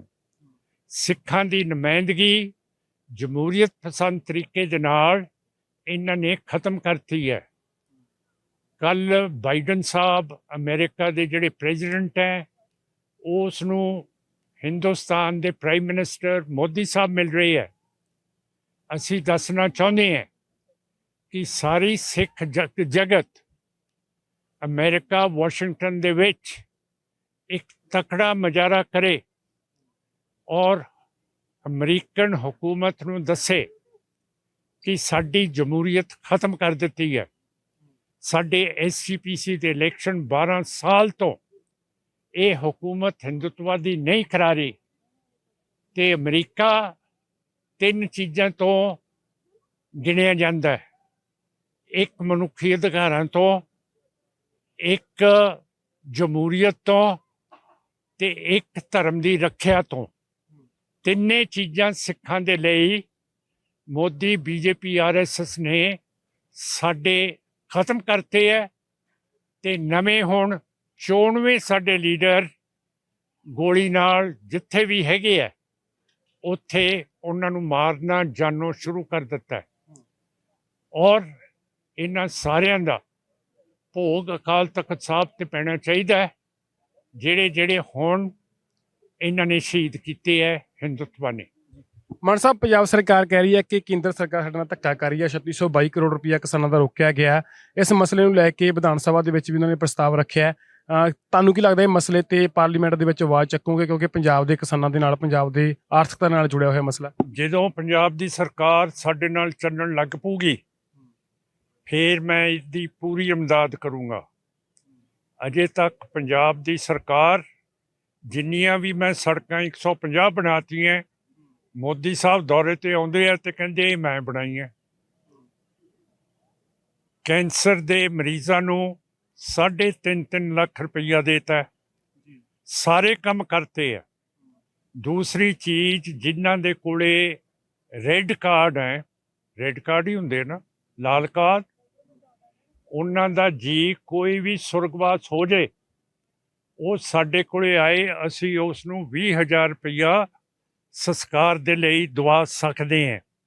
ਬਹੁਤ ਸਹੂਲਤਾਂ ਦੇ ਸਕਦੇ ਹਾਂ ਤੇ ਅਸੀਂ ਕਰ ਰਹੇ ਹਾਂ। ਪਰ ਆਮ ਆਦਮੀ ਪਾਰਟੀ ਨੂੰ ਆਪਣੇ ਖਾਤੇ 'ਚ ਸਾਡਾ ਕੰਮ ਨਹੀਂ ਪੈਣ ਦੇਣਾ ਚਾਹੀਦਾ। ਤੇ ਪ੍ਰਾਈਮ ਮਿਨਿਸਟਰ ਤੇ ਸੈਂਟਰ ਦੀ ਸਰਕਾਰ ਨੂੰ ਤੁਹਾਡੇ ਰਾਹੀਂ ਮੈਂ ਦੱਸ ਰਿਹਾ ਕਿ ਇਹ ਜਿਹੜੀ ਪੰਜਾਬ ਸਰਕਾਰ ਹੈ ਸਾਡੇ MP ਫੰਡ ਦੇ ਖਾਤੇ ਨੂੰ ਖਰਚ ਕਰਾ ਕੇ ਆਪਣਾ ਨਾਂ ਲਾ ਰਹੀ ਹੈ ਕਿ ਇਹ ਅਸੀਂ ਕੰਮ ਕਰਾਏ ਹੈ। ਕੰਮ ਤੁਸੀਂ ਕਰਵਾ ਰਹੇ ਹੋ, ਪਰ ਇਹ ਸਰਕਾਰ ਕਹਿ ਰਹੀ ਹੈ ਕਿ ਅਸੀਂ ਕਰਾਏ। MP ਕਰਾਉਂਦਾ ਹੈ ਤੇ ਭਗਵੰਤ ਜੀ ਦੀ ਸਰਕਾਰ ਕਹਿੰਦੀ ਅਸੀਂ ਕਰ ਰਹੇ ਹਾਂ। ਮਾਨ ਸਾਹਿਬ, ਕੌਮ ਦੇ ਨੌਜਵਾਨਾਂ ਨੂੰ ਸੁਨੇਹਾ ਕੀ ਆ ਜੀ? ਸੁਨੇਹਾ ਇਹੀ ਹੈ, ਚੰਗੇ ਤਕੜੇ ਹੋ। ਜਿਵੇਂ ਅੱਜ ਗੱਤਕਾ ਦੇਖਿਆ, ਹਰੇਕ ਨੌਜਵਾਨ ਨੂੰ ਗੱਤਕਾ ਖੇਡਣਾ ਆਉਣਾ ਚਾਹੀਦਾ ਹੈ, ਕਿਰਪਾਨਾਂ ਰੱਖਣੀਆਂ ਚਾਹੀਦੀਆਂ ਹੈ, ਔਰ ਗੁਰਦੁਆਰਿਆਂ ਦੇ ਦਰਸ਼ਨ ਜਿਹੜੇ ਪਾਕਿਸਤਾਨ 'ਚ ਰਹਿ ਗਏ ਹੈ ਉਹਨਾਂ ਦੇ ਦਰਸ਼ਨ ਦੀਦਾਰ ਕਰਨ ਨੂੰ ਜਾਣਾ ਚਾਹੀਦਾ। ਜਥੇਦਾਰ ਸਾਹਿਬ ਬਦਲੇ ਗਏ ਨੇ ਅਕਾਲ ਤਖਤ ਸਾਹਿਬ ਦੇ, ਕਿਵੇਂ ਦੇਖਦੇ ਹੋ ਫੈਸਲੇ ਨੂੰ? ਚਲੋ ਇਹ ਤਾਂ ਬਹੁਤ ਲੰਬਾ ਹੋ ਰਿਹਾ ਹੁਣ। ਇਹ ਧੰਨਵਾਦ ਜੀ। ਜਦੋਂ SCPC ਹੋਈ ਨਹੀਂ, ਇਹ ਕਾਨੂੰਨ ਦੇ ਮੁਤਾਬਕ ਹੈ ਕਿ 12 ਸਾਲ ਤੋਂ ਉੱਤੇ ਚੱਲੀ ਜਾਂਦੀ ਹੈ। ਕੱਲ ਨੂੰ ਤੁਹਾਨੂੰ ਫੜ ਕੇ ਜਥੇਦਾਰ ਬਣਾ ਦੂਗੀ, ਫਿਰ ਤੁਹਾਡੇ ਵਰਗਾ ਪੁੱਛੂਗਾ ਜੀ ਦਾੜੀ ਕੱਟਿਆ ਹੋਇਆ ਜਥੇਦਾਰ ਅਕਾਲ ਤਖਤ ਦਾ ਬਣਾਤਾ, ਫਿਰ ਮੈਂ ਕੀ ਕਹੂੰਗਾ। ਸਿਮਰਨਜੀਤ ਸਿੰਘ ਮਾਨ ਹੋਰਾਂ ਦੀ ਗੱਲਬਾਤ ਤੁਸੀਂ ਸੁਣੀ, ਉਹਨੇ ਦੱਸਿਆ ਕਿ 12 ਸਾਲ ਹੋ ਗਏ ਨੇ, ਇੱਧਰ ਧਿਆਨ ਹੀ ਨਹੀਂ ਦਿੱਤਾ ਗਿਆ। ਦਰਅਸਲ ਧਿਆਨ ਕਿਉਂ ਨਹੀਂ ਦਿੱਤਾ ਗਿਆ, ਇਹ ਵੀ ਤਾਂ ਲੱਭਣ ਦੀ ਕੋਸ਼ਿਸ਼ ਹੈ, ਕਰਨੀ ਚਾਹੀਦੀ ਹੈ, ਜਾਂਚ ਵੀ ਹੋਣੀ ਚਾਹੀਦੀ ਕਦੀ ਕਦੀ। ਕਿਉਂਕਿ ਰੌਲਾ ਤਾਂ ਇਹ ਵੀ ਰਹਿੰਦਾ ਨਾ ਕਿ ਸ਼੍ਰੋਮਣੀ ਗੁਰਦੁਆਰਾ ਪ੍ਰਬੰਧਕ ਕਮੇਟੀ ਦਾ ਪ੍ਰਧਾਨ ਕਿਸ ਤਰ੍ਹਾਂ ਚੁਣਿਆ ਜਾਂਦਾ। ਇਹ ਰੌਲਾ ਬਹੁਤ ਪੈਂਦਾ ਰਿਹਾ। ਕੋਈ ਕਹਿੰਦਾ ਜੀ ਲਿਫਾਫੇ 'ਚੋਂ ਕਲਚਰ ਕੱਢਿਆ ਜਾਂਦਾ, ਲਿਫਾਫਾ ਕਲਚਰ ਖਤਮ ਹੋਣਾ ਚਾਹੀਦਾ ਹੈ। ਗੱਲ ਤਾਂ ਬਿਲਕੁਲ ਠੀਕ ਹੈ ਕਿ ਚੋਣਾਂ ਕਰਵਾ ਲੈਣੀਆਂ ਚਾਹੀਦੀਆਂ ਨੇ, ਜੇਕਰ ਕਮਿਸ਼ਨ ਵੀ ਬਾਰ-ਬਾਰ ਮੰਗ ਕਰਦਾ ਪਿਆ। ਪਰ ਸਵਾਲ ਇੱਥੇ ਇਹ ਉੱਠਦਾ ਪਿਆ, ਇੰਨੇ ਲੰਬੇ ਸਮੇਂ ਤੋਂ ਕੰਮ ਰੋਕ ਕੇ ਕਿਉਂ ਰੱਖਿਆ? ਤਾਂ ਜਿਹੜੇ ਸਿਆਸਤਦਾਨ ਹੁਣ ਗੱਲਾਂ ਕਰਦੇ ਪਏ ਆ ਲਿਫਾਫਾ ਕਲਚਰ ਦੀਆਂ, ਉਹ ਆਪ ਭੁੱਲ ਗਏ ਕਿ ਕਦੀ ਲਿਫਾਫਿਆਂ ਦੇ ਵਿੱਚੋਂ ਨਿਕਲੇ ਆ ਤੇ ਲਿਫਾਫਿਆਂ ਦੇ ਵਿੱਚੋਂ ਬਣ ਕੇ ਹੀ ਅੱਗੇ ਉਹ ਕੰਮ ਤੋਰਦੇ ਰਹੇ ਨੇ। ਹਾਲਾਂਕਿ ਇਹ ਬੋਲੀ ਸਾਡੀ ਨਹੀਂ, ਇਹ ਭਾਸ਼ਾ ਸਾਡੀ ਨਹੀਂ, ਇਹਨਾਂ ਲੀਡਰਾਂ ਦੀ ਹੈ ਜੋ ਇੱਕ ਦੂਜੇ ਦੇ ਦੋਸ਼ ਲਾਉਂਦੇ ਰਹੇ। ਪਰ ਮਸਲਾ ਇਹ ਹੈ ਕਿ ਸਿਮਰਨਜੀਤ ਸਿੰਘ ਮਾਨ ਹੁਣੀ ਜੇਕਰ ਹੁਣ ਇਹ ਗੱਲ ਕਹਿ ਰਹੇ ਨੇ ਕਿ ਚੋਣਾਂ ਕਰਵਾ ਲੈਣੀਆਂ ਚਾਹੀਦੀਆਂ ਨੇ, ਤਾਂ ਫਿਰ ਵਿਚਾਰ ਚਰਚਾ ਇਹ 'ਤੇ ਹੋਣੀ ਚਾਹੀਦੀ ਹੈ। ਕਿਉਂਕਿ ਹੁਣ ਜਿਹੜੇ ਮੁੱਦੇ ਉੱਠਦੇ ਪਏ ਨੇ, ਸਿੱਖ ਕੌਮ ਨਾਲ ਸੰਬੰਧਿਤ ਮੁੱਦੇ ਇਸ ਵੇਲੇ ਉੱਠਦੇ ਪਏ ਨੇ, ਇਹ ਸਮਝਿਆ ਜਾਵੇ ਕਿ ਕਿਉਂ ਨੇ। ਕੀ ਆਉਣ ਵਾਲੇ ਸਮੇਂ ਦੇ ਦੌਰਾਨ 2024 ਦੀਆਂ ਲੋਕ ਸਭਾ ਦੀਆਂ ਚੋਣਾਂ ਆ ਰਹੀਆਂ ਨੇ, ਉਸ ਤੋਂ ਪਹਿਲਾਂ ਇਹ ਮੁੱਦੇ ਉਠਾਏ ਜਾ ਰਹੇ ਨੇ? ਇਹਦੇ ਪਿੱਛੇ ਕੌਣ ਕੰਮ ਕਰ ਰਿਹਾ ਹੈ? ਕਿਹੜੀ ਤਾਕਤ ਹੈ? ਕਿਹੜੀ ਵਿਚਾਰਧਾਰਾ ਕੰਮ ਕਰਦੀ ਪਈ ਹੈ? ਹੁਣ ਇਹਨੂੰ ਲੈ ਕੇ ਵੀ ਕਈ ਤਰ੍ਹਾਂ ਦੀਆਂ ਗੱਲਾਂ ਨਿਕਲ ਕੇ ਸਾਹਮਣੇ ਆ ਰਹੀਆਂ ਨੇ। ਅਸੀਂ ਫੂਲਕਾ ਸਾਹਿਬ ਦੀ ਗੱਲ ਕੀਤੀ। ਫੂਲਕਾ ਸਾਹਿਬ ਦੀ ਗੱਲਬਾਤ ਦੇ ਦੌਰਾਨ ਇੱਕ ਦੋ ਗੱਲਾਂ ਹੋਰ ਵੀ ਸੀਗੀਆਂ ਜਿਹੜੀਆਂ ਉਹਨਾਂ ਨੇ ਕਹੀਆਂ। ਉਹ ਕਹਿੰਦੇ ਕਿ ਚੈਲੰਜ ਹੈ ਇਸ ਵੇਲੇ ਸਿੱਖ ਕੌਮ ਦੇ ਲਈ, ਕਿਉਂਕਿ ਜਿਸ ਹਿਸਾਬ ਦੇ ਨਾਲ ਕਈ ਕੁਛ ਹੀ ਇਸ ਰਸਤੇ ਤੇ ਬਦਲ ਦੇਣਾ, ਇਹ ਤਾਂ ਇੱਕ ਲੀਹ ਪੈ ਗਈ ਆ, ਇਹ ਤਾਂ ਸ਼ੁਰੂਆਤ ਹੈ ਤੇ ਆਉਂਦੇ ਆਉਂਦੇ ਇਹ ਕੰਮ ਖਰਾਬ ਨਾ ਹੋ ਜੇ। ਕਿਉਂਕਿ ਉਹਨਾਂ ਨੇ ਜ਼ਿਕਰ ਤੇ ਫਿਕਰ ਜਤਾਇਆ ਕਿ ਜਦੋਂ 1958-59 ਵਿੱਚ ਪੰਡਿਤ ਜਵਾਹਰ ਲਾਲ ਨਹਿਰੂ ਤੇ ਉਧਰਲੇ ਪਾਸੇ ਮਾਸਟਰ ਤਾਰਾ ਸਿੰਘ ਦੇ ਵਿਚਕਾਰ ਇੱਕ ਸਮਝੌਤਾ ਹੋਇਆ, ਤਾਂ ਉਸ ਵੇਲੇ ਕੁਝ ਕੁ ਏਜੰਸੀਆਂ ਨੇ ਵੀ ਐਸਜੀਪੀਸੀ ਵਿੱਚ ਪਾਟਕ ਪਾਉਣ ਦੀ ਉਦੋਂ ਵੀ ਕੋਸ਼ਿਸ਼ ਕੀਤੀ ਤੇ ਹੁਣ ਇਹ ਵੀ ਕਿਹਾ ਜਾ ਰਿਹਾ ਕਿ ਹੁਣ ਵੀ ਇਹ ਅੰਦਰ ਖਾਤੇ ਤਿਆਰੀਆਂ ਚੱਲਦੀਆਂ ਪਈਆਂ ਨੇ। ਕਿਸੇ ਨਾ ਕਿਸੇ ਤਰੀਕੇ ਇਹਨਾਂ ਦੇ ਵਿੱਚ ਪਾਟਕ ਪਾ ਦਿੱਤਾ ਜਾਵੇ ਤਾਂ ਫਿਰ ਸਾਰੇ ਕਾਬੂ ਆਪਣੇ ਅਧਿਕਾਰ ਹੇਠ ਕਰ ਲਏ ਜਾਣ। ਇਹਨਾਂ ਦੇ ਪਿੱਛੇ ਕਿਹੜੇ ਤੱਥ ਹੈ, ਕਿਹੜੀਆਂ ਗੱਲਾਂ ਨੇ, ਇਹ ਫੂਲਕਾ ਸਾਹਿਬ ਦੇ ਕੋਲ ਹੋਣਗੀਆਂ। ਕੋਸ਼ਿਸ਼ ਕਰਾਂਗੇ ਕਿ ਉਹਨਾਂ ਨਾਲ ਵੀ ਕਿਸੇ ਦਿਨ ਇਸ ਮਸਲੇ ਤੇ ਗੱਲਬਾਤ ਕਰੀਏ। ਪਰ ਇੰਨਾ ਜ਼ਰੂਰ ਹੈ ਕਿ ਸ਼੍ਰੋਮਣੀ ਗੁਰਦੁਆਰਾ ਪ੍ਰਬੰਧਕ ਕਮੇਟੀ ਦੀਆਂ ਚੋਣਾਂ ਨੂੰ ਲੈ ਕੇ ਜੋ ਚਰਚਾ ਚੱਲਦੀ ਪਈ ਹੈ, ਆਉਂਦੇ ਦਿਨਾਂ ਨੂੰ ਕਿਤੇ ਨਾ ਕਿਤੇ ਪਾਸੇ ਉਹ ਗੱਲ ਤਣਪਤ ਨੇ ਲੱਗ ਸਕਦੀ ਹੈ। ਗੱਲ ਕਰਦੇ ਹਾਂ ਅਗਲੀ ਕੇਂਦਰ ਸਰਕਾਰ ਦੀ, ਕਿਉਂਕਿ ਇਸ ਵੇਲੇ ਬਹੁਤ ਸਾਰੀਆਂ ਸਿਆਸੀ ਪਾਰਟੀਆਂ ਕੇਂਦਰ ਸਰਕਾਰ ਦੇ ਖਿਲਾਫ ਮਹਾਗਠਜੋੜ ਬਣਾਉਣ ਦੀ ਤਿਆਰੀ ਕਰ ਰਹੀਆਂ ਨੇ। ਹੋ ਕੀ ਰਿਹਾ ਇੱਥੇ ਇਸ ਵੇਲੇ? ਸਭ ਤੋਂ ਵੱਡਾ ਰੌਲਾ ਤਾਂ ਇਹ ਹੈ ਕਿ ਪੰਜਾਬ ਦੇ ਵਿੱਚ ਜਿਸ ਹਿਸਾਬ ਦੇ ਨਾਲ ਆਮ ਆਦਮੀ ਪਾਰਟੀ ਦੀ ਸਰਕਾਰ, ਦਿੱਲੀ ਵਿੱਚ ਆਮ ਆਦਮੀ ਪਾਰਟੀ ਦੀ ਸਰਕਾਰ, ਤੇਲੰਗਾਨਾ ਵਾਲੇ ਪਾਸਿਓਂ ਚੰਦਰ ਸ਼ੇਖਰ ਰਾਓ ਹੋਰਾਂ ਦੀ ਸਰਕਾਰ, ਇਹ ਸਾਰੇ ਮਿਲ ਜੁਲ ਕੇ ਇਸ ਵੇਲੇ ਕੋਸ਼ਿਸ਼ ਕਰ ਰਹੇ ਹੈ ਕਿ ਇੱਕ ਗੱਠਜੋੜ ਬਣਾਇਆ ਜਾਵੇ। ਉਸ ਗੱਠਜੋੜ ਦੇ ਵਿੱਚ ਆਉਂਦੇ ਦਿਨਾਂ ਨੂੰ ਇੱਕ ਲੀਡਰ ਖੜਾ ਕੀਤਾ ਜਾਵੇ ਤੇ ਉਹ ਲੀਡਰ ਕੇਂਦਰ ਦੀ ਅੱਗੇ ਨੁਮਾਇੰਦਗੀ ਕਰੇ। ਹੁਣ ਇਹਨਾਂ ਫਰਕ ਕੀ ਪੈਣਾ? ਇਹਦੇ ਨਾਲ ਫਰਕ ਕੀ ਪੈਣਾ ਕਿ ਆਉਂਦੇ ਦਿਨਾਂ ਨੂੰ ਇਹ ਪਤਾ ਤਾਂ ਪਹਿਲਾਂ ਲੱਗੇ ਕਿ ਕਿਹੜੇ-ਕਿਹੜੇ ਲੀਡਰ ਇਕੱਠੇ ਨੇ, ਫਰਕ ਤਾਂ ਬਾਅਦ 'ਚ ਪਤਾ ਲੱਗੇਗਾ। ਅੱਜ ਬਿਹਾਰ ਦੇ ਵਿੱਚ ਇੱਕ ਪ੍ਰੋਗਰਾਮ ਕਰਵਾਇਆ ਗਿਆ। ਹੁਣ ਉਹਦੇ ਵਿੱਚ ਬਹੁਤ ਸਾਰੇ ਸਿਆਸਤਦਾਨ ਇਕੱਠੇ ਹੋਏ। ਉਹਨਾਂ ਦੇ ਵਿੱਚੋਂ ਚੱਲਦੇ ਲਾਲੂ ਪ੍ਰਸਾਦ ਯਾਦਵ ਹੋਰਾਂ ਨੇ ਹਾਸੇ ਜਿਹੇ ਵਾਲੀ ਗੱਲ ਕਰ ਦਿੱਤੀ। ਰਾਹੁਲ ਗਾਂਧੀ ਵੀ ਉੱਥੇ ਪਹੁੰਚੇ। ਉਹ ਕਹਿੰਦੇ ਰਾਹੁਲ ਗਾਂਧੀ ਸਾਹਿਬ, ਬਾਕੀ ਸਾਰੇ ਕੰਮ ਛੱਡੋ, ਇਹ ਦੱਸੋ ਪਹਿਲਾਂ ਵਿਆਹ ਕਦੋਂ ਕਰਾਉਣਾ? ਗੱਲ ਤਾਂ ਇਹ ਕੀਤੀ ਜਾ ਰਹੀ ਸੀ ਕਿ ਦੇਸ਼ ਨੂੰ ਜੋੜਨਾ, ਭਾਰਤ ਜੋੜੋ ਯਾਤਰਾ ਜੋੜਨੀ ਹੈ। ਪਰ ਇੱਥੇ ਰਾਹੁਲ ਗਾਂਧੀ ਸਾਹਿਬ ਨੂੰ ਸਿੱਧਾ ਹੀ ਪੁੱਛ ਲਿਆ ਗਿਆ ਕਿ ਅੱਜ ਵਿਆਹ ਦੱਸੋ ਕਦੋਂ ਕਰਾਉਣਾ, ਕਿਉਂਕਿ ਤੁਹਾਡੇ ਮਾਤਾ ਜੀ ਵੀ ਕਹਿੰਦੇ ਪਏ ਆ ਕਿ ਇਹਨੂੰ ਸਮਝਾਓ ਕੁਛ। ਚਲੋ ਹੁਣ ਵਿਆਹ ਕਰਾਉਂਦੇ ਕਿ ਨਹੀਂ ਇਹਦੇ ਬਾਰੇ ਤਾਂ ਪਤਾ ਨਹੀਂ, ਪਰ ਅੱਜ ਜਿਸ ਹਿਸਾਬ ਦੇ ਨਾਲ ਸਿਆਸੀ ਪਾਰਟੀਆਂ ਉੱਥੇ ਇਕੱਠੀਆਂ ਹੋਈਆਂ ਉਹ ਧਿਆਨ ਮੰਗਦਾ। ਅੱਜ ਸਿਆਸੀ ਪਾਰਟੀਆਂ ਜੇਕਰ ਗੱਲ ਕਰੀਏ, ਪਾਰਟੀ ਕਹਿੰਦੀ ਅਸੀਂ ਅੰਕੜਾ ਪਾਰ ਕਰਨਾ 400 ਸੀਟਾਂ ਦਾ, ਅਸੀਂ ਜਿੱਤ ਕੇ ਦਿਖਾਉਣੀਆਂ ਵੋਟਾਂ ਲੋਕ ਸਭਾ ਦੀਆਂ 2024 ਦੀਆਂ। ਕੌਣ ਜਿੱਤਦਾ ਕੌਣ ਨਹੀਂ ਇਹ ਪਤਾ ਨਹੀਂ, ਕਿਉਂਕਿ ਸਾਰਾ ਕੁਝ ਇਹ ਲੋਕਤੰਤਰ ਹੈ। ਲੋਕਤੰਤਰ 'ਚ ਲੋਕਾਂ ਦੇ ਕੋਲ ਸਭ ਤੋਂ ਵੱਡੀ ਪਾਵਰ ਹੁੰਦੀ ਹੈ। ਪਰ ਅੱਜ 17 ਪਾਰਟੀਆਂ ਇਕੱਠੀਆਂ ਹੋਈਆਂ ਵੋਟਾਂ ਤੋਂ ਪਹਿਲਾਂ। ਉਹ 17 ਪਾਰਟੀਆਂ ਇਹ ਦਿਖਾਉਣਾ ਚਾਹੁੰਦੀਆਂ ਨੇ ਕਿ ਅਸੀਂ ਸਾਰੇ ਮਿਲ ਕੇ ਚੱਲੀਏ ਤੇ ਕੇਂਦਰ ਸਰਕਾਰ ਦੇ ਖਿਲਾਫ ਅਸੀਂ ਲੜੀਏ। ਹੁਣ ਉਹਦੇ ਵਿੱਚ ਡੀਐਮਕੇ ਵੀ ਹੈ, ਉਹਦੇ ਵਿੱਚ ਆਮ ਆਦਮੀ ਪਾਰਟੀ, ਉਹਦੇ ਵਿੱਚ ਤ੍ਰਿਣਮੂਲ ਕਾਂਗਰਸ, ਉਹਦੇ ਵਿੱਚ ਕਾਂਗਰਸ, ਲਾਲੂ ਪ੍ਰਸਾਦ ਯਾਦਵ ਉਹਨਾਂ ਦੀ ਪਾਰਟੀ ਵੀ, ਨਿਤਿਸ਼ ਕੁਮਾਰ ਹੁਣੀ ਵੀ, ਸ਼ਿਵ ਸੈਨਾ ਵੀ। ਸ਼ਿਵ ਸੈਨਾ ਏਕਨਾਥ ਸ਼ਿੰਦੇ ਗਰੁੱਪ ਆ, 2 ਗਰੁੱਪ ਬਣ ਗਏ ਤਾਂ ਹੁਣ ਇਹ ਜਿਹੜਾ ਉਧਵ ਠਾਕਰੇ ਦਾ ਗਰੁੱਪ ਉੱਥੇ ਨਾਲ ਰਿਹਾ। ਹੁਣ ਇਹਨਾਂ ਸਾਰਿਆਂ ਨੇ ਜਿਸ ਹਿਸਾਬ ਦੇ ਨਾਲ 15-16 ਪਾਰਟੀਆਂ ਨੇ ਮਿਲ ਕੇ ਇਹ ਕੋਸ਼ਿਸ਼ ਕੀਤੀ ਹੈ ਕਿ ਅਸੀਂ ਮਿਲ ਕੇ ਚੱਲੀਏ, ਸਿੱਧੇ ਤੌਰ ਤੇ ਟੱਕਰ ਦਈਏ ਕੇਂਦਰ ਸਰਕਾਰ ਨੂੰ। ਕੰਮ ਔਖਾ ਜਾਪਦਾ ਉਹ ਕਿਉਂ ਕਰਨ ਲੱਗਦਾ ਪਿਆ? ਹੋ ਸਕਦਾ ਔਖਾ ਵੈਸੇ ਕੁਝ ਵੀ ਨਹੀਂਗਾ, ਇਹ ਵੀ ਹੋ ਸਕਦਾ ਆਉਣ ਵਾਲੇ ਦਿਨ ਦੇ ਬਾਜੀ ਵੀ ਪਲਟ ਜਾਵੇ। ਕਿਉਂ? 2019 ਵਿੱਚ ਜਦੋਂ ਵੋਟਾਂ ਪੈਂਦੀਆਂ ਨੇ ਤਾਂ ਉਸ ਵੇਲੇ 22 ਕਰੋੜ ਤੋਂ ਵੱਧ ਵੋਟਾਂ ਭਾਜਪਾ ਨੇ ਹਾਸਲ ਕੀਤੀਆਂ, 22.5 ਕਰੋੜ ਦੇ ਕਰੀਬ ਸੀਗੀਆਂ। ਜਿਹੜੀਆਂ ਬਾਕੀ ਸਿਆਸੀ ਪਾਰਟੀਆਂ ਉਹਨਾਂ ਨੇ ਕੁੱਲ ਮਿਲਾ ਕੇ 11.5 ਕਰੋੜ ਵੋਟਾਂ ਹਾਸਲ ਕੀਤੀਆਂ, ਜਿਹਦੇ ਵਿੱਚੋਂ 10 ਕਰੋੜ 8 ਤੋਂ 10 ਕਰੋੜ ਵੋਟਾਂ ਕਾਂਗਰਸ ਦੇ ਕੋਲ ਰਹੀਆਂ। ਹੁਣ ਕਾਂਗਰਸ ਦੇ ਕੋਲ ਵੀ ਵੋਟਿੰਗ ਹੈਗੀ ਆ। ਇਸ ਵਾਰ ਸੰਭਾਵਨਾ ਕਹਿੰਦੇ ਵੱਧ ਜਾਣੀ, ਕਿਉਂਕਿ ਭਾਰਤ ਜੋੜੋ ਯਾਤਰਾ ਤੋਂ ਬਾਅਦ ਪ੍ਰਭਾਵ ਬਹੁਤ ਚੰਗਾ ਪਿਆ। ਹੁਣ ਇਹ ਕੀ ਇਹਦੇ ਮਾਪਦੰਡ ਨੇ, ਕਿਹੜਾ ਕ੍ਰਾਈਟੇਰੀਆ ਜਿਹਦੇ ਤਹਿਤ ਇਹ ਕਿਹਾ ਜਾਵੇ ਕਿ ਚੰਗਾ ਪ੍ਰਭਾਵ ਪਿਆ? ਕਿਉਂਕਿ ਜਿੱਥੇ ਵੀ ਰਾਹੁਲ ਗਾਂਧੀ ਗਏ, ਜਿੱਥੇ ਜ਼ਿਆਦਾ ਸੀਟਾਂ ਸੀ ਉੱਥੇ ਘੱਟ ਸਭ ਤੋਂ ਸਮਾਂ ਰੁਕੇ। ਜਿੱਥੇ ਕਾਂਗਰਸ ਦੀ ਸਰਕਾਰ ਸੀ ਉੱਥੇ ਸੀਟਾਂ ਘੱਟ ਹੈ, ਉੱਥੇ ਵੱਧ ਸਮਾਂ ਰੁਕੇ। ਲੋਕ ਤਾਂ ਇਹ ਵੀ ਗੱਲੋਂ ਦੇਖਦੇ ਪਏ ਨਾਲ। ਹੁਣ ਕੋਈ ਕਹਿੰਦਾ ਜੀ ਰਿਪੋਰਟਾਂ ਅੰਦਰ ਖਾਤੇ ਇਹ ਆ ਰਹੀਆਂ ਨੇ, ਬੰਦੇ ਬਹੁਤ ਨਾਲ ਜੁੜੇ ਆ, ਜਿੰਨੇ ਜੁੜੇ ਉਹ ਤੋਂ ਬਾਅਦ ਟੁੱਟੇ ਵੀ ਹੈ, ਇਹ ਵੀ ਗੱਲ ਮੰਨਣ ਵਾਲੀ ਹੈ। ਇਸ ਵੇਲੇ ਪੰਜਾਬ ਦੀ ਕਾਂਗਰਸ ਦੇ ਵਿੱਚ ਕਿਸ ਤਰ੍ਹਾਂ ਦੇ ਹਾਲਾਤ ਚੱਲਦੇ ਆ ਦੇਖਿਆ ਜਾ ਸਕਦਾ। ਰਾਜਸਥਾਨ, ਮੱਧ ਪ੍ਰਦੇਸ਼, ਛੱਤੀਸਗੜ੍ਹ ਵਿੱਚ, ਮੱਧ ਪ੍ਰਦੇਸ਼ ਨਹੀਂ, ਛੱਤੀਸਗੜ੍ਹ ਵਿੱਚ ਇਸ ਵੇਲੇ ਹੁਣ ਇੱਕ ਘਪਲਾ ਸਾਹਮਣੇ ਆ ਗਿਆ, ਕਰੋੜਾਂ ਰੁਪਏ ਦਾ ਘਪਲਾ। ਅੱਜ ਗ੍ਰਹਿ ਮੰਤਰੀ ਸਾਹਿਬ ਕਹਿੰਦੇ ਆ ਕਿ ਉਹਦੀ ਵੀ ਜਾਂਚ ਕਰਵਾਈ ਜਾਵੇਗੀ। ਹੁਣ ਚੋਣਾਂ ਤੋਂ ਪਹਿਲਾਂ ਹਰ ਇੱਕ ਥਾਂ ਤੇ ਜਾਂਚ ਕਰਵਾਉਣ ਦੀਆਂ ਗੱਲਾਂ, ਇਹ ਆਪਣੇ ਆਪ 'ਚ ਬਹੁਤ ਵੱਡੀ ਗੱਲ ਹੈ। ਕੇ ਚੰਦਰ ਸ਼ੇਖਰ ਰਾਓ ਤੇਲੰਗਾਨਾ ਤੋਂ, ਹੁਣ ਉਹਨਾਂ ਨੇ ਜਿਹੜੀ ਪਾਰਟੀ ਬਣਾਈ ਹੈ, ਉਹਨਾਂ ਦੀ ਪਾਰਟੀ ਅੱਗੇ ਵੱਲ ਵੱਧਦੀ ਦਿਖਾਈ ਦੇ ਰਹੀ। ਉਹਨਾਂ ਨੇ ਦਿੱਲੀ ਤੱਕ ਜਾ ਕੇ, ਹੋਰ ਵੀ ਕਈ ਸੂਬਿਆਂ ਜਾ ਕੇ ਸਮਝੌਤਾ ਕਰਨ ਦੀ ਕੋਸ਼ਿਸ਼ ਕੀਤੀ ਕਿ ਸਾਡੇ ਨਾਲ ਆਓ, ਪਰ ਨਾਲ ਹੀ ਈਡੀ ਦਾ ਉੱਥੇ ਛਾਪਾ ਪੈ ਗਿਆ। ਹੁਣ ਜਦੋਂ ਛਾਪਾ ਪਿਆ, ਕੋਈ ਕਹਿ ਰਿਹਾ ਜੀ ਉਸ ਤੋਂ ਬਾਅਦ ਉਹਨਾਂ ਨੇ ਸਰਗਰਮੀਆਂ ਘਟਾਤੀਆਂ। ਕੀ ਵਾਕਈ ਇਹ ਸਹੀ ਗੱਲ ਹੈ? ਜੇਕਰ ਸਰਗਰਮੀਆਂ ਘਟੀਆਂ ਹੁੰਦੀਆਂ ਤਾਂ ਪਟਨਾ ਦੇ ਵਿੱਚ ਸਾਰਿਆਂ ਨੂੰ ਇਕੱਠੇ ਕਿਉਂ ਹੋਣਾ ਪੈਂਦਾ? ਅਰਵਿੰਦ ਕੇਜਰੀਵਾਲ ਇਸ ਵੇਲੇ ਚਾਹੁੰਦੇ ਤਾਂ ਇਹੀ ਹੈ ਕਿ ਕੇਂਦਰ ਸਰਕਾਰ ਨੂੰ ਜਵਾਬ ਦਿੱਤਾ ਜਾਵੇ ਵੋਟਾਂ ਦੇ ਨਾਲ। ਮਮਤਾ ਬਨਰਜੀ ਵੀ ਇਹੀ ਚਾਹੁੰਦੇ ਨੇ, ਨਿਤਿਸ਼ ਕੁਮਾਰ ਵੀ ਇਹੀ ਚਾਹੁੰਦੇ ਨੇ। ਨਿਤਿਸ਼ ਕੁਮਾਰ ਨੇ ਤਾਂ ਇੱਥੋਂ ਤੱਕ ਕਹਿ ਦਿੱਤਾ ਕਿ ਮੈਨੂੰ ਮੁੱਖ ਮੰਤਰੀ ਦੀ ਕੁਰਸੀ ਨਹੀਂ ਚਾਹੀਦੀ, ਪ੍ਰਧਾਨ ਮੰਤਰੀ ਦੀ ਕੁਰਸੀ ਚਾਹੀਦੀ ਕਿ ਨਹੀਂ, ਇਹਦੇ ਬਾਰੇ ਕਦੀ ਜਵਾਬ ਹੀ ਨਹੀਂ ਦਿੱਤਾ। ਵੈਸੇ ਤਾਂ ਉਹ ਕਹਿੰਦੇ ਆ ਕਿ ਅਸੀਂ ਸਾਰਿਆਂ ਨੂੰ ਇਕੱਠੇ ਕਰਾਂਗੇ ਤੇ ਅੱਗੇ ਹੋ ਕੇ ਚੱਲਾਂਗੇ। ਸ਼ਰਦ ਪਵਾਰ ਹੋਰੀ ਨਾਲ ਨੇ। ਹੁਣ ਇਹ ਜੇਕਰ ਸਿਆਸਤਦਾਨ ਸਾਰੇ ਨਾਲ ਚੱਲਦੇ ਨੇ ਤਾਂ ਆਉਂਦੇ ਦਿਨਾਂ ਨੂੰ ਕੌਣ ਇਹਨਾਂ ਦਾ ਮੁੱਖ ਲੀਡਰ ਹੋਵੇਗਾ, ਪਹਿਲਾਂ ਤਾਂ ਇਹ ਤੈਅ ਹੋਣਾ ਨਾ। ਅੱਜ ਜਿਹੜੀ ਮੀਟਿੰਗ ਹੋਈ ਆ ਪਟਨਾ ਦੇ ਵਿੱਚ, ਉਹਦੇ ਵਿੱਚ ਇਹ ਸਪਸ਼ਟ ਬਿਲਕੁਲ ਨਹੀਂ ਹੋਇਆ। ਸਵਾਲ 5 ਸੀਗੇ ਜਿਹੜੇ ਰੱਖੇ ਗਏ ਸਾਰਿਆਂ ਨੇ ਇੱਕ ਦੂਜੇ ਦੇ ਮੂਹਰੇ। ਕਿਹੜਾ ਸਿਆਸੀ ਲੀਡਰ ਇਹਨਾਂ ਨੂੰ ਇਕਜੁੱਟ ਕਰਕੇ ਅੱਗੇ ਲੈ ਕੇ ਜਾਵੇਗਾ, ਇਹਦੀ ਚੋਣ ਹੁਣ ਅਗਲੀ ਮੀਟਿੰਗ ਦੇ ਵਿੱਚ ਹੋਣੀ ਆ। ਅਗਲੀ ਮੀਟਿੰਗ ਰੱਖੀ ਹੈਗੀ ਸ਼ਿਮਲੇ 'ਚ। ਨਾਲੇ ਠੰਡੀਆਂ ਵਾਦੀਆਂ ਦਾ ਆਨੰਦ ਮਾਣਿਆ ਜਾਵੇਗਾ ਤੇ ਨਾਲੇ ਉੱਥੇ ਇਹ ਲੱਭਣ ਦੀ ਕੋਸ਼ਿਸ਼ ਕਰਨਗੇ ਕਿ ਉੱਥੇ ਕਿਹੜੇ ਸਿਆਸਤਦਾਨ ਨੂੰ ਮੁੱਖ ਤੌਰ ਤੇ ਇਹ ਜ਼ਿੰਮੇਵਾਰੀ ਦਿੱਤੀ ਜਾਵੇ। ਪਰ ਇੱਥੇ ਕਈ ਤਰ੍ਹਾਂ ਦੇ ਮਤਭੇਦ ਵੀ ਨਜ਼ਰ ਆ ਰਹੇ ਨੇ। ਭਾਵੇਂ ਸਿਆਸਤਦਾਨ ਇਹ ਕਹਿਣ ਕਿ ਮਤਭੇਦ ਨਹੀਂ ਗੇ, ਇੱਥੇ ਮਤਭੇਦ ਹੈਗੇ ਆ। ਉद्धਵ ਠਾਕਰੇ ਹੋਣ, ਅਖਿਲੇਸ਼ ਯਾਦਵ ਹੋਣ, ਸੀਤਾਰਾਮ ਜੇਤਲੀ ਹੋਣ, ਰਾਘਵ ਚੱਡਾ ਹੋਣ, ਰਾਹੁਲ ਗਾਂਧੀ, ਇਹ ਸਾਰੇ ਸਿਆਸਤਦਾਨ ਉੱਥੇ ਪਹੁੰਚੇ। ਮੱਲਿਕਾਰਜੁਨ ਖੜਗੇ ਵੀ ਪਹੁੰਚੇ। ਇਹਨਾਂ ਨੂੰ ਤਾਂ ਰਿਸੀਵ ਕਰਨ ਦੇ ਲਈ ਨਿਤਿਸ਼ ਕੁਮਾਰ ਸਾਹਿਬ ਆਪ ਉੱਥੇ ਪਹੁੰਚੇ। ਪਰ ਮਸਲਾ ਇਹ ਹੈ ਕਿ ਕੌਣ ਕਿਹਨੂੰ ਕਿੱਦਾਂ ਲੈਣ ਗਿਆ, ਇਹ ਨਹੀਂਗਾ।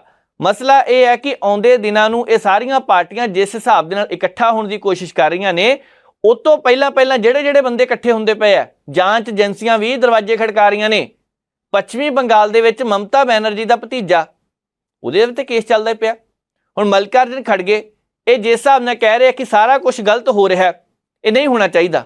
ਹੁਣ ਇਹ ਸਿਆਸਤ ਹੈ, ਇਹ 'ਚ ਕੀ ਹੋਣਾ ਕੀ ਨਹੀਂ ਅਸੀਂ ਨਹੀਂ ਕਹਿ ਸਕਦੇ। ਪਰ ਇੰਨਾ ਜ਼ਰੂਰ ਹੈ ਕਿ 300 ਤੋਂ ਵੱਧ ਸੀਟਾਂ ਲੈਣ ਦੀ ਗੱਲ ਇਸ ਵਾਰ ਅਮਿਤ ਸ਼ਾਹ ਨੇ ਵੀ ਕਹਿਤੀ ਆ।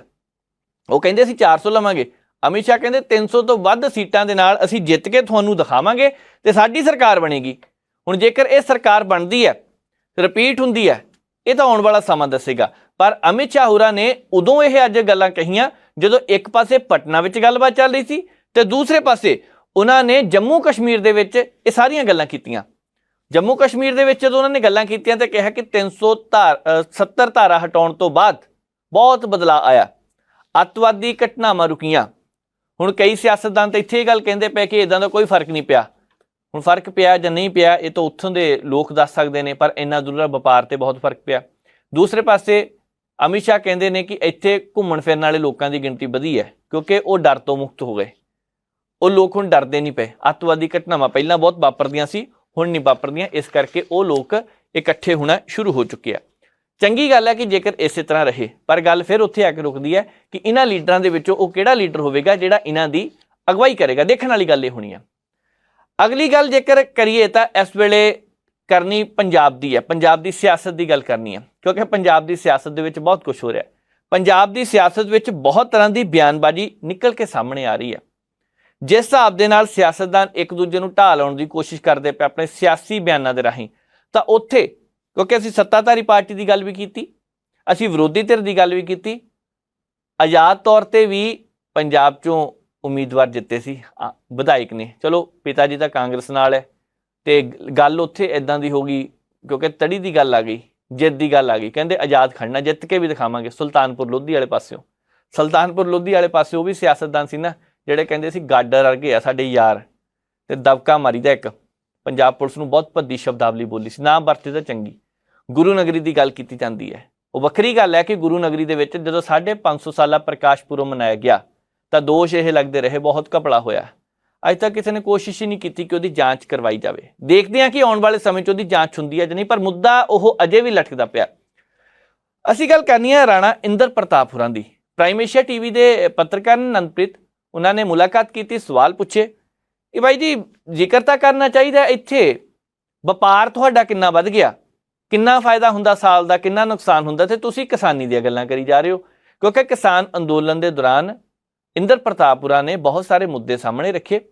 ਸੋ ਕੀ ਗੱਲਾਂ ਕੀਤੀਆਂ ਨੇ, ਇੰਟਰਵਿਊ ਦਾ ਇੱਕ ਹਿੱਸਾ ਦੇਖਦੇ ਹਾਂ।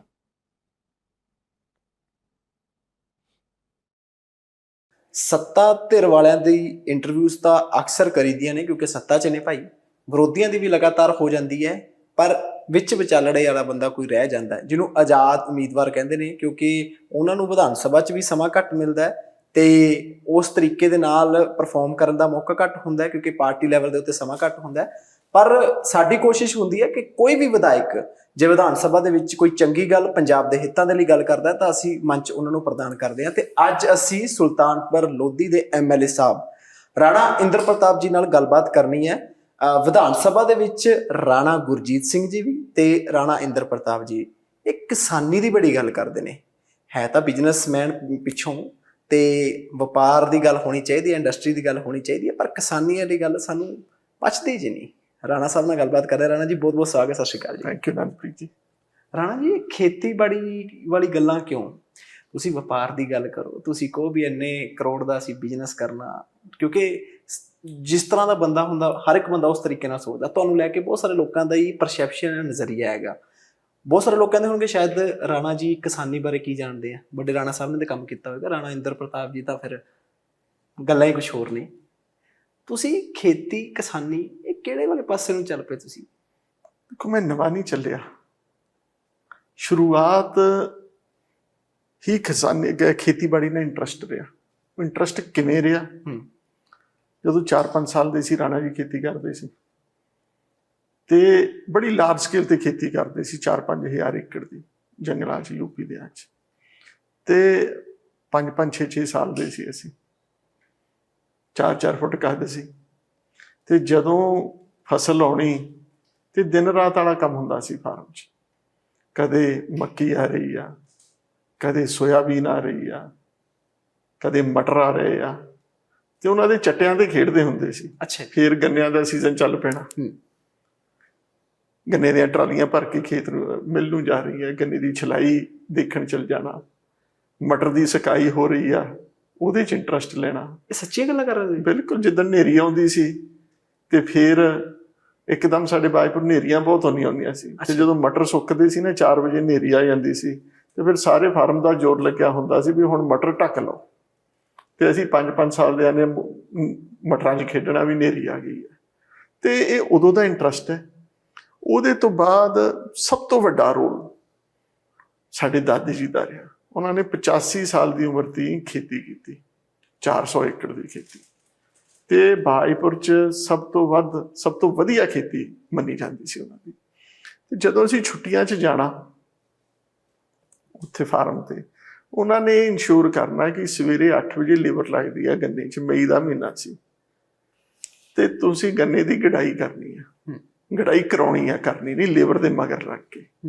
ਤੇ ਗੰਨਾ ਹੁੰਦਾ ਬੰਦੇ ਜਿੱਡਾ ਜਿੱਡਾ, ਤੇ ਜਦੋਂ ਉਹਦੀ ਪੱਤੀ ਲੱਗਦੀ ਆ ਨਾ ਬੰਦੇ ਦੇ ਸਰੀਰ ਨੂੰ, ਤੇ ਉਹ ਬਲੇਡ ਵਾਂਗੂ ਕੰਮ ਕਰਦੀ ਆ। ਤੁਹਾਡੇ ਲੱਗੀ ਗਏ? ਬਹੁਤ ਲੱਗੀ। ਮੂੰਹ ਵੀ ਪਾਟਾ ਹੋਣਾ ਤੇ ਬਾਹਾਂ ਵੀ ਪਾਟੀਆਂ ਹੋਣੀਆਂ।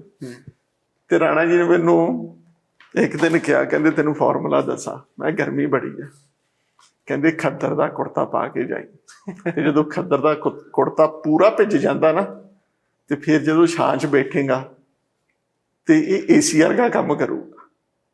ਸੋ ਵਾਕਈ ਮੁੜਕਾ ਚੋਇਆ ਕਦੇ? ਏਦਾਂ ਆ, ਮੁੜ ਕੇ ਨਹੀਂ ਅਸੀਂ ਚੋਈ, ਤੁਹਾਨੂੰ ਸਹੀ ਗੱਲ ਦੱਸਾਂ ਜੀ। ਤੇ ਉਹ ਜਿਹੜਾ ਲਰਨਿੰਗ ਸੀ, ਤੇ ਸਾਡੀ ਦਾਦੀ ਜੀ ਨੇ ਇੰਸ਼ੋਰ ਕਰਨਾ 5 ਵਜੇ ਨੂੰ ਜਦੋਂ ਲੇਬਰ ਦਾ ਹਿਸਾਬ ਹੋਣਾ, ਪੈਸੇ ਵੀ ਤੁਸੀਂ ਵੰਡਣੇ ਆ।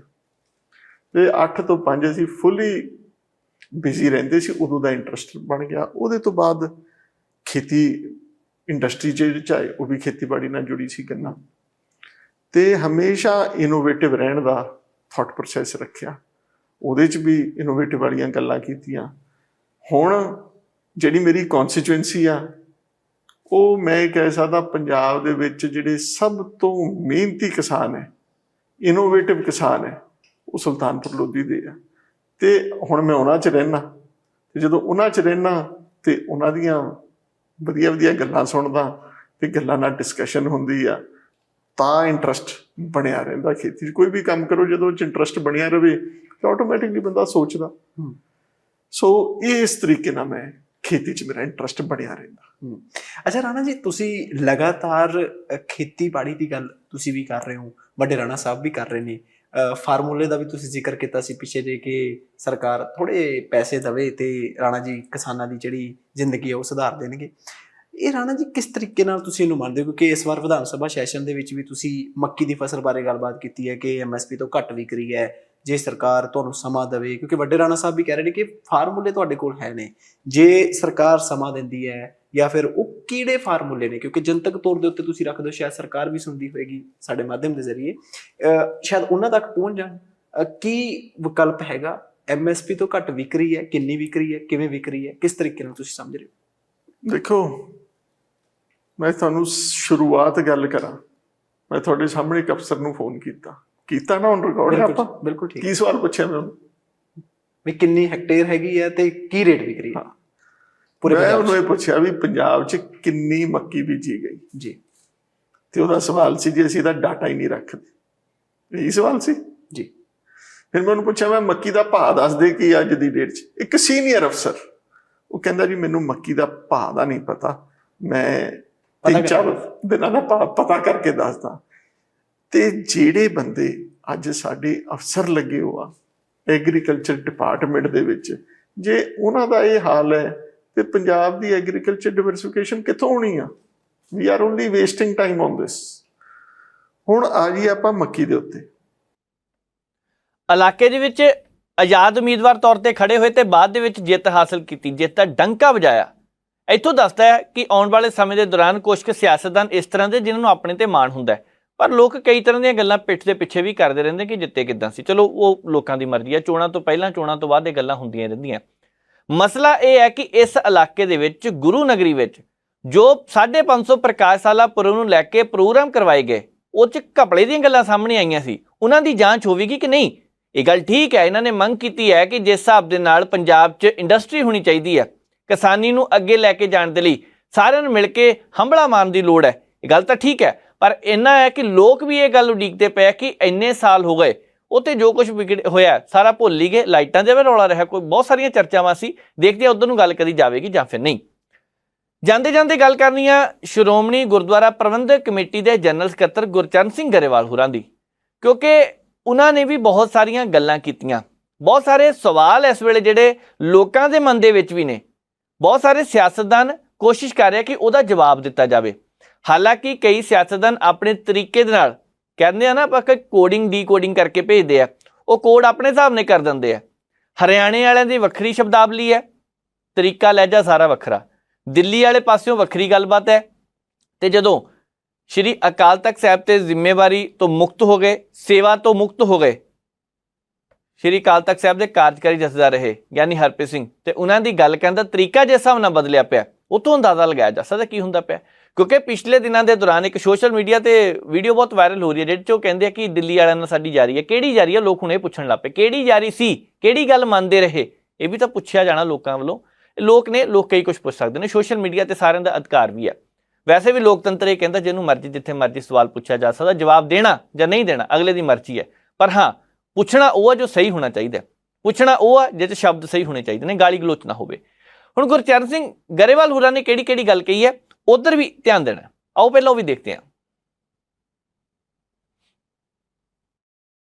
ਪੰਜਾਬ ਵਿਧਾਨ ਸਭਾ ਦੇ ਵਿੱਚ ਇੱਕ ਬਿੱਲ ਲੈ ਕੇ ਆਂਦਾ ਤੇ ਉਸ ਬਿੱਲ ਨੂੰ ਲੈ ਕੇ ਇਸ ਵੇਲੇ ਵਾਦ ਵਿਵਾਦ ਉਹ ਖੜਾ ਹੋਇਆ। SGPC ਵੱਲੋਂ ਸਖਤ ਇਤਰਾਜ਼ ਜਿਹੜਾ ਉਹ ਜਤਾਇਆ ਗਿਆ, ਗਵਰਨਰ ਸਾਹਿਬ ਨਾਲ ਮੁਲਾਕਾਤ ਕੀਤੀ ਗਈ ਹੈ ਤੇ ਇਸ ਬਿੱਲ ਨੂੰ ਰੱਦ ਕਰਨ ਦੀ ਗੱਲਬਾਤ ਉਹ ਆਖੀ ਜਾ ਰਹੀ ਹੈ। ਸਾਡੇ ਨਾਲ SGPC ਦੇ ਜਨਰਲ ਸਕੱਤਰ ਗੁਰਚਰਨ ਸਿੰਘ ਗਰੇਵਾਲ ਸਾਹਿਬ ਨੇ, ਗੱਲਬਾਤ ਕਰਦੇ ਹਾਂ। ਗਰੇਵਾਲ ਸਾਹਿਬ, ਕਿਸ ਤਰੀਕੇ ਨਾਲ ਤੁਹਾਨੂੰ ਲੱਗ ਰਿਹਾ ਹੈ ਕਿ ਜਿਸ ਤਰੀਕੇ ਨਾਲ SGPC ਇਸ ਨੂੰ ਲੈ ਕੇ ਇੱਕ ਬਹੁਤ ਵੱਡਾ ਧਰਮ ਦੇ ਵਿੱਚ ਵੀ ਦੋ ਧਿਰਾਂ ਹੋ ਗਈਆਂ, ਕੁਝ ਕਹਿ ਰਹੇ ਨੇ ਠੀਕ ਹੈ, ਕੁਝ ਕਹਿ ਰਹੇ ਨੇ ਗਲਤ ਹੈ, ਤੁਹਾਨੂੰ ਕੀ ਲੱਗ ਰਿਹਾ? ਕਿਉਂਕਿ ਗਵਰਨਰ ਸਾਹਿਬ ਨੂੰ ਤੁਸੀਂ ਮਿਲ ਕੇ ਆਏ ਹੋ, ਇਹਦੀ ਸੰਵਿਧਾਨਕ ਮਾਨਤਾ ਤੁਹਾਨੂੰ ਕਿੰਨੀ ਕੁ ਲੱਗ ਰਹੀ ਹੈ?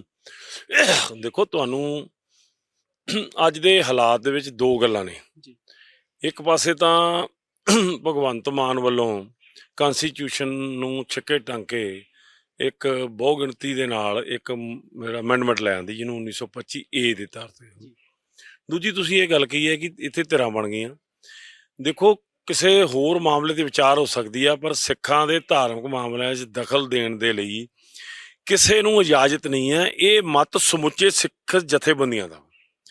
ਕੋਈ ਵੀ ਸਾਡਾ ਜਿਹੜਾ, ਅਸੀਂ ਤਾਂ ਧੰਨਵਾਦ ਕੀਤਾ, ਮੈਂ ਹੀ ਧੰਨਵਾਦ ਕੀਤਾ ਕਿ ਇਸ ਹੰਕਾਰੀ ਮੁੱਖ ਮੰਤਰੀ ਨੂੰ ਸ਼ੀਸ਼ਾ ਦਿਖਾਉਣ ਵਾਸਤੇ ਜਿਹੜੇ ਸ਼੍ਰੋਮਣੀ ਗੁਰਦੁਆਰਾ ਪ੍ਰਬੰਧਕ ਕਮੇਟੀ ਦੇ ਮੌਜੂਦਾ ਪ੍ਰਬੰਧਕ ਨੇ, ਉਹਨਾਂ ਦੇ ਨਾਲ ਜਿਨ੍ਹਾਂ ਦੀ ਵਿਚਾਰਧਾਰਾ ਤੌਰ 'ਤੇ ਸਾਂਝ ਨਹੀਂ ਹੈਗੀ, ਉਹ ਲੋਕਾਂ ਨੇ ਵੀ ਇਹ ਗੱਲ ਸਮਝਾਈ ਆ ਕਿ ਇਹ ਨਹੀਂ ਬਣਦਾ, ਸਿੱਖਾਂ ਦੇ ਮਾਮਲੇ, ਧਾਰਮਿਕ ਮਾਮਲੇ ਦਖਲ ਨਹੀਂ ਦੇਣਾ ਚਾਹੀਦਾ।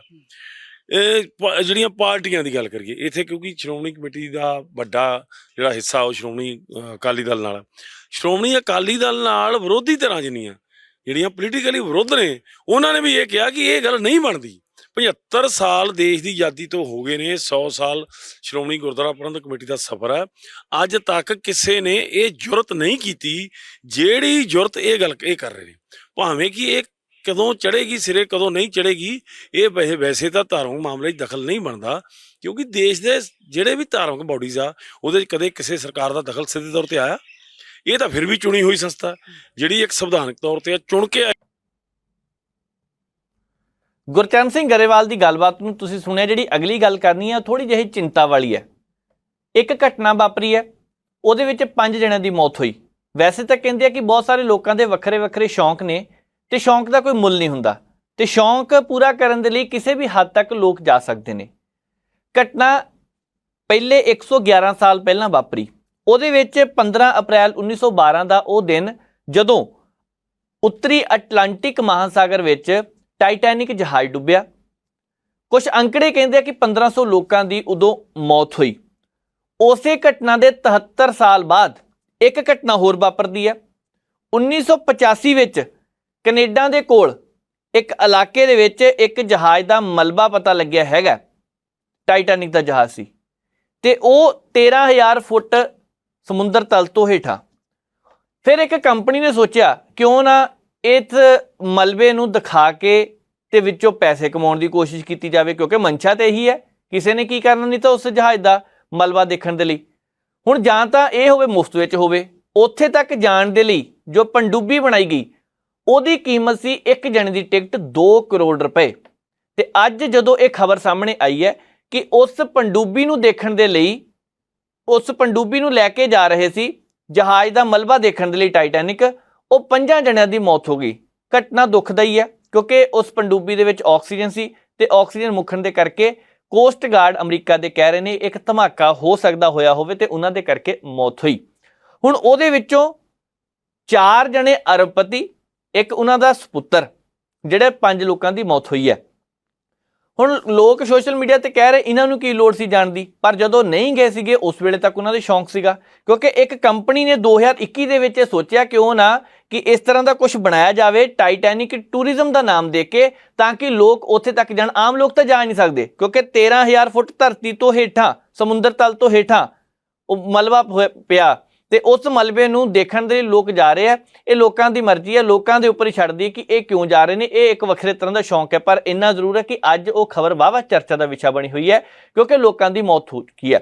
ਤੇ ਕੋਸਟ ਗਾਰਡ ਨੇ ਜਿਸ ਹਿਸਾਬ ਦੇ ਨਾਲ ਹੁਣ ਕਹਿ ਦਿੱਤਾ, ਇਹਨੂੰ ਪੁਸ਼ਟੀ ਕਰ ਦਿੱਤੀ ਹੈ ਕਿ ਉਹ ਲੋਕ ਨਹੀਂ ਬਚੇ, ਉਹਨਾਂ ਦੀ ਹੁਣ ਕੋਈ ਆਸ ਨਹੀਂ, ਕਿਉਂਕਿ 3 ਕੁ ਦਿਨ ਤੋਂ ਅਸੀਂ ਵੀ ਇਸ ਖਬਰ ਵੱਲ ਦੇਖ ਰਹੇ ਸੀ, ਪਰ ਦੇਖਦੇ ਸੀ ਪਣਡੁੱਬੀ ਅੱਜ ਮਿਲਦੀ ਹੈ, ਹੋ ਸਕਦਾ ਮਿਲ ਜਾਣ, ਦੁਆਵਾਂ ਕਰਦੇ ਸੀ, ਸਾਰੇ ਲੋਕ ਵੀ ਆਸ ਕਰਦੇ ਸੀ, ਉਹਨਾਂ ਦੇ ਪਰਿਵਾਰਕ ਮੈਂਬਰ ਵੀ ਕਹਿੰਦੇ ਸੀ ਕਿ ਹੋ ਸਕਦਾ ਕਿ ਬਹੁਤ ਜਲਦੀ ਉਹਨਾਂ ਦੇ ਬਾਰੇ ਪਤਾ ਚੱਲ ਜੇ, ਪਰ ਨਹੀਂ, ਪਤਾ ਨਹੀਂ ਚੱਲ ਸਕਿਆ। ਹੁਣ ਜਦੋਂ ਖਬਰ ਆਈ ਹੈ ਕਿ ਉਹਨਾਂ ਸਾਰਿਆਂ ਦੀ ਮੌਤ ਹੋ ਚੁੱਕੀ ਹੈ ਤਾਂ ਇਹ ਵੀ ਇੱਕ ਚਿੰਤਾ ਵਾਲੀ ਖਬਰ ਹੈ, ਦੁਖਦਾਈ ਖਬਰ ਹੈ। ਸੋ ਉਮੀਦ ਕਰਦੇ ਹਾਂ ਤੁਹਾਨੂੰ ਅੱਜ ਦਾ ਇਹ ਖਾਸ ਪ੍ਰੋਗਰਾਮ ਜ਼ਰੂਰ ਪਸੰਦ ਆਇਆ ਹੋਣਾ। ਤੁਹਾਡਾ ਕੋਈ ਸੁਝਾਅ ਤਾਂ ਟਿੱਪਣੀ ਜ਼ਰੂਰ ਕਰਿਓ। ਵੱਖ-ਵੱਖ ਖਬਰਾਂ ਤੇ ਚਰਚਾ ਕੀਤੀ, ਤੁਹਾਡੇ ਕੀ ਰਾਏ ਹੈ ਉਹ ਤੇ ਵੀ ਟਿੱਪਣੀ ਜ਼ਰੂਰ ਕਰਿਓ। ਪ੍ਰੋਗਰਾਮ ਨੂੰ ਇੱਥੇ ਸਮਾਪਤ ਕਰਦੇ ਹਾਂ। ਮੈਨੂੰ ਨਵਜੀਤ ਨੂੰ ਦਿਓ ਇਜਾਜ਼ਤ। ਦੇਖਦੇ ਰਹੋ ਪ੍ਰਾਈਮ ਏਸ਼ੀਆ ਟੀਵੀ, ਤੁਹਾਡਾ ਆਪਣਾ, ਤੁਹਾਡੇ ਲਈ।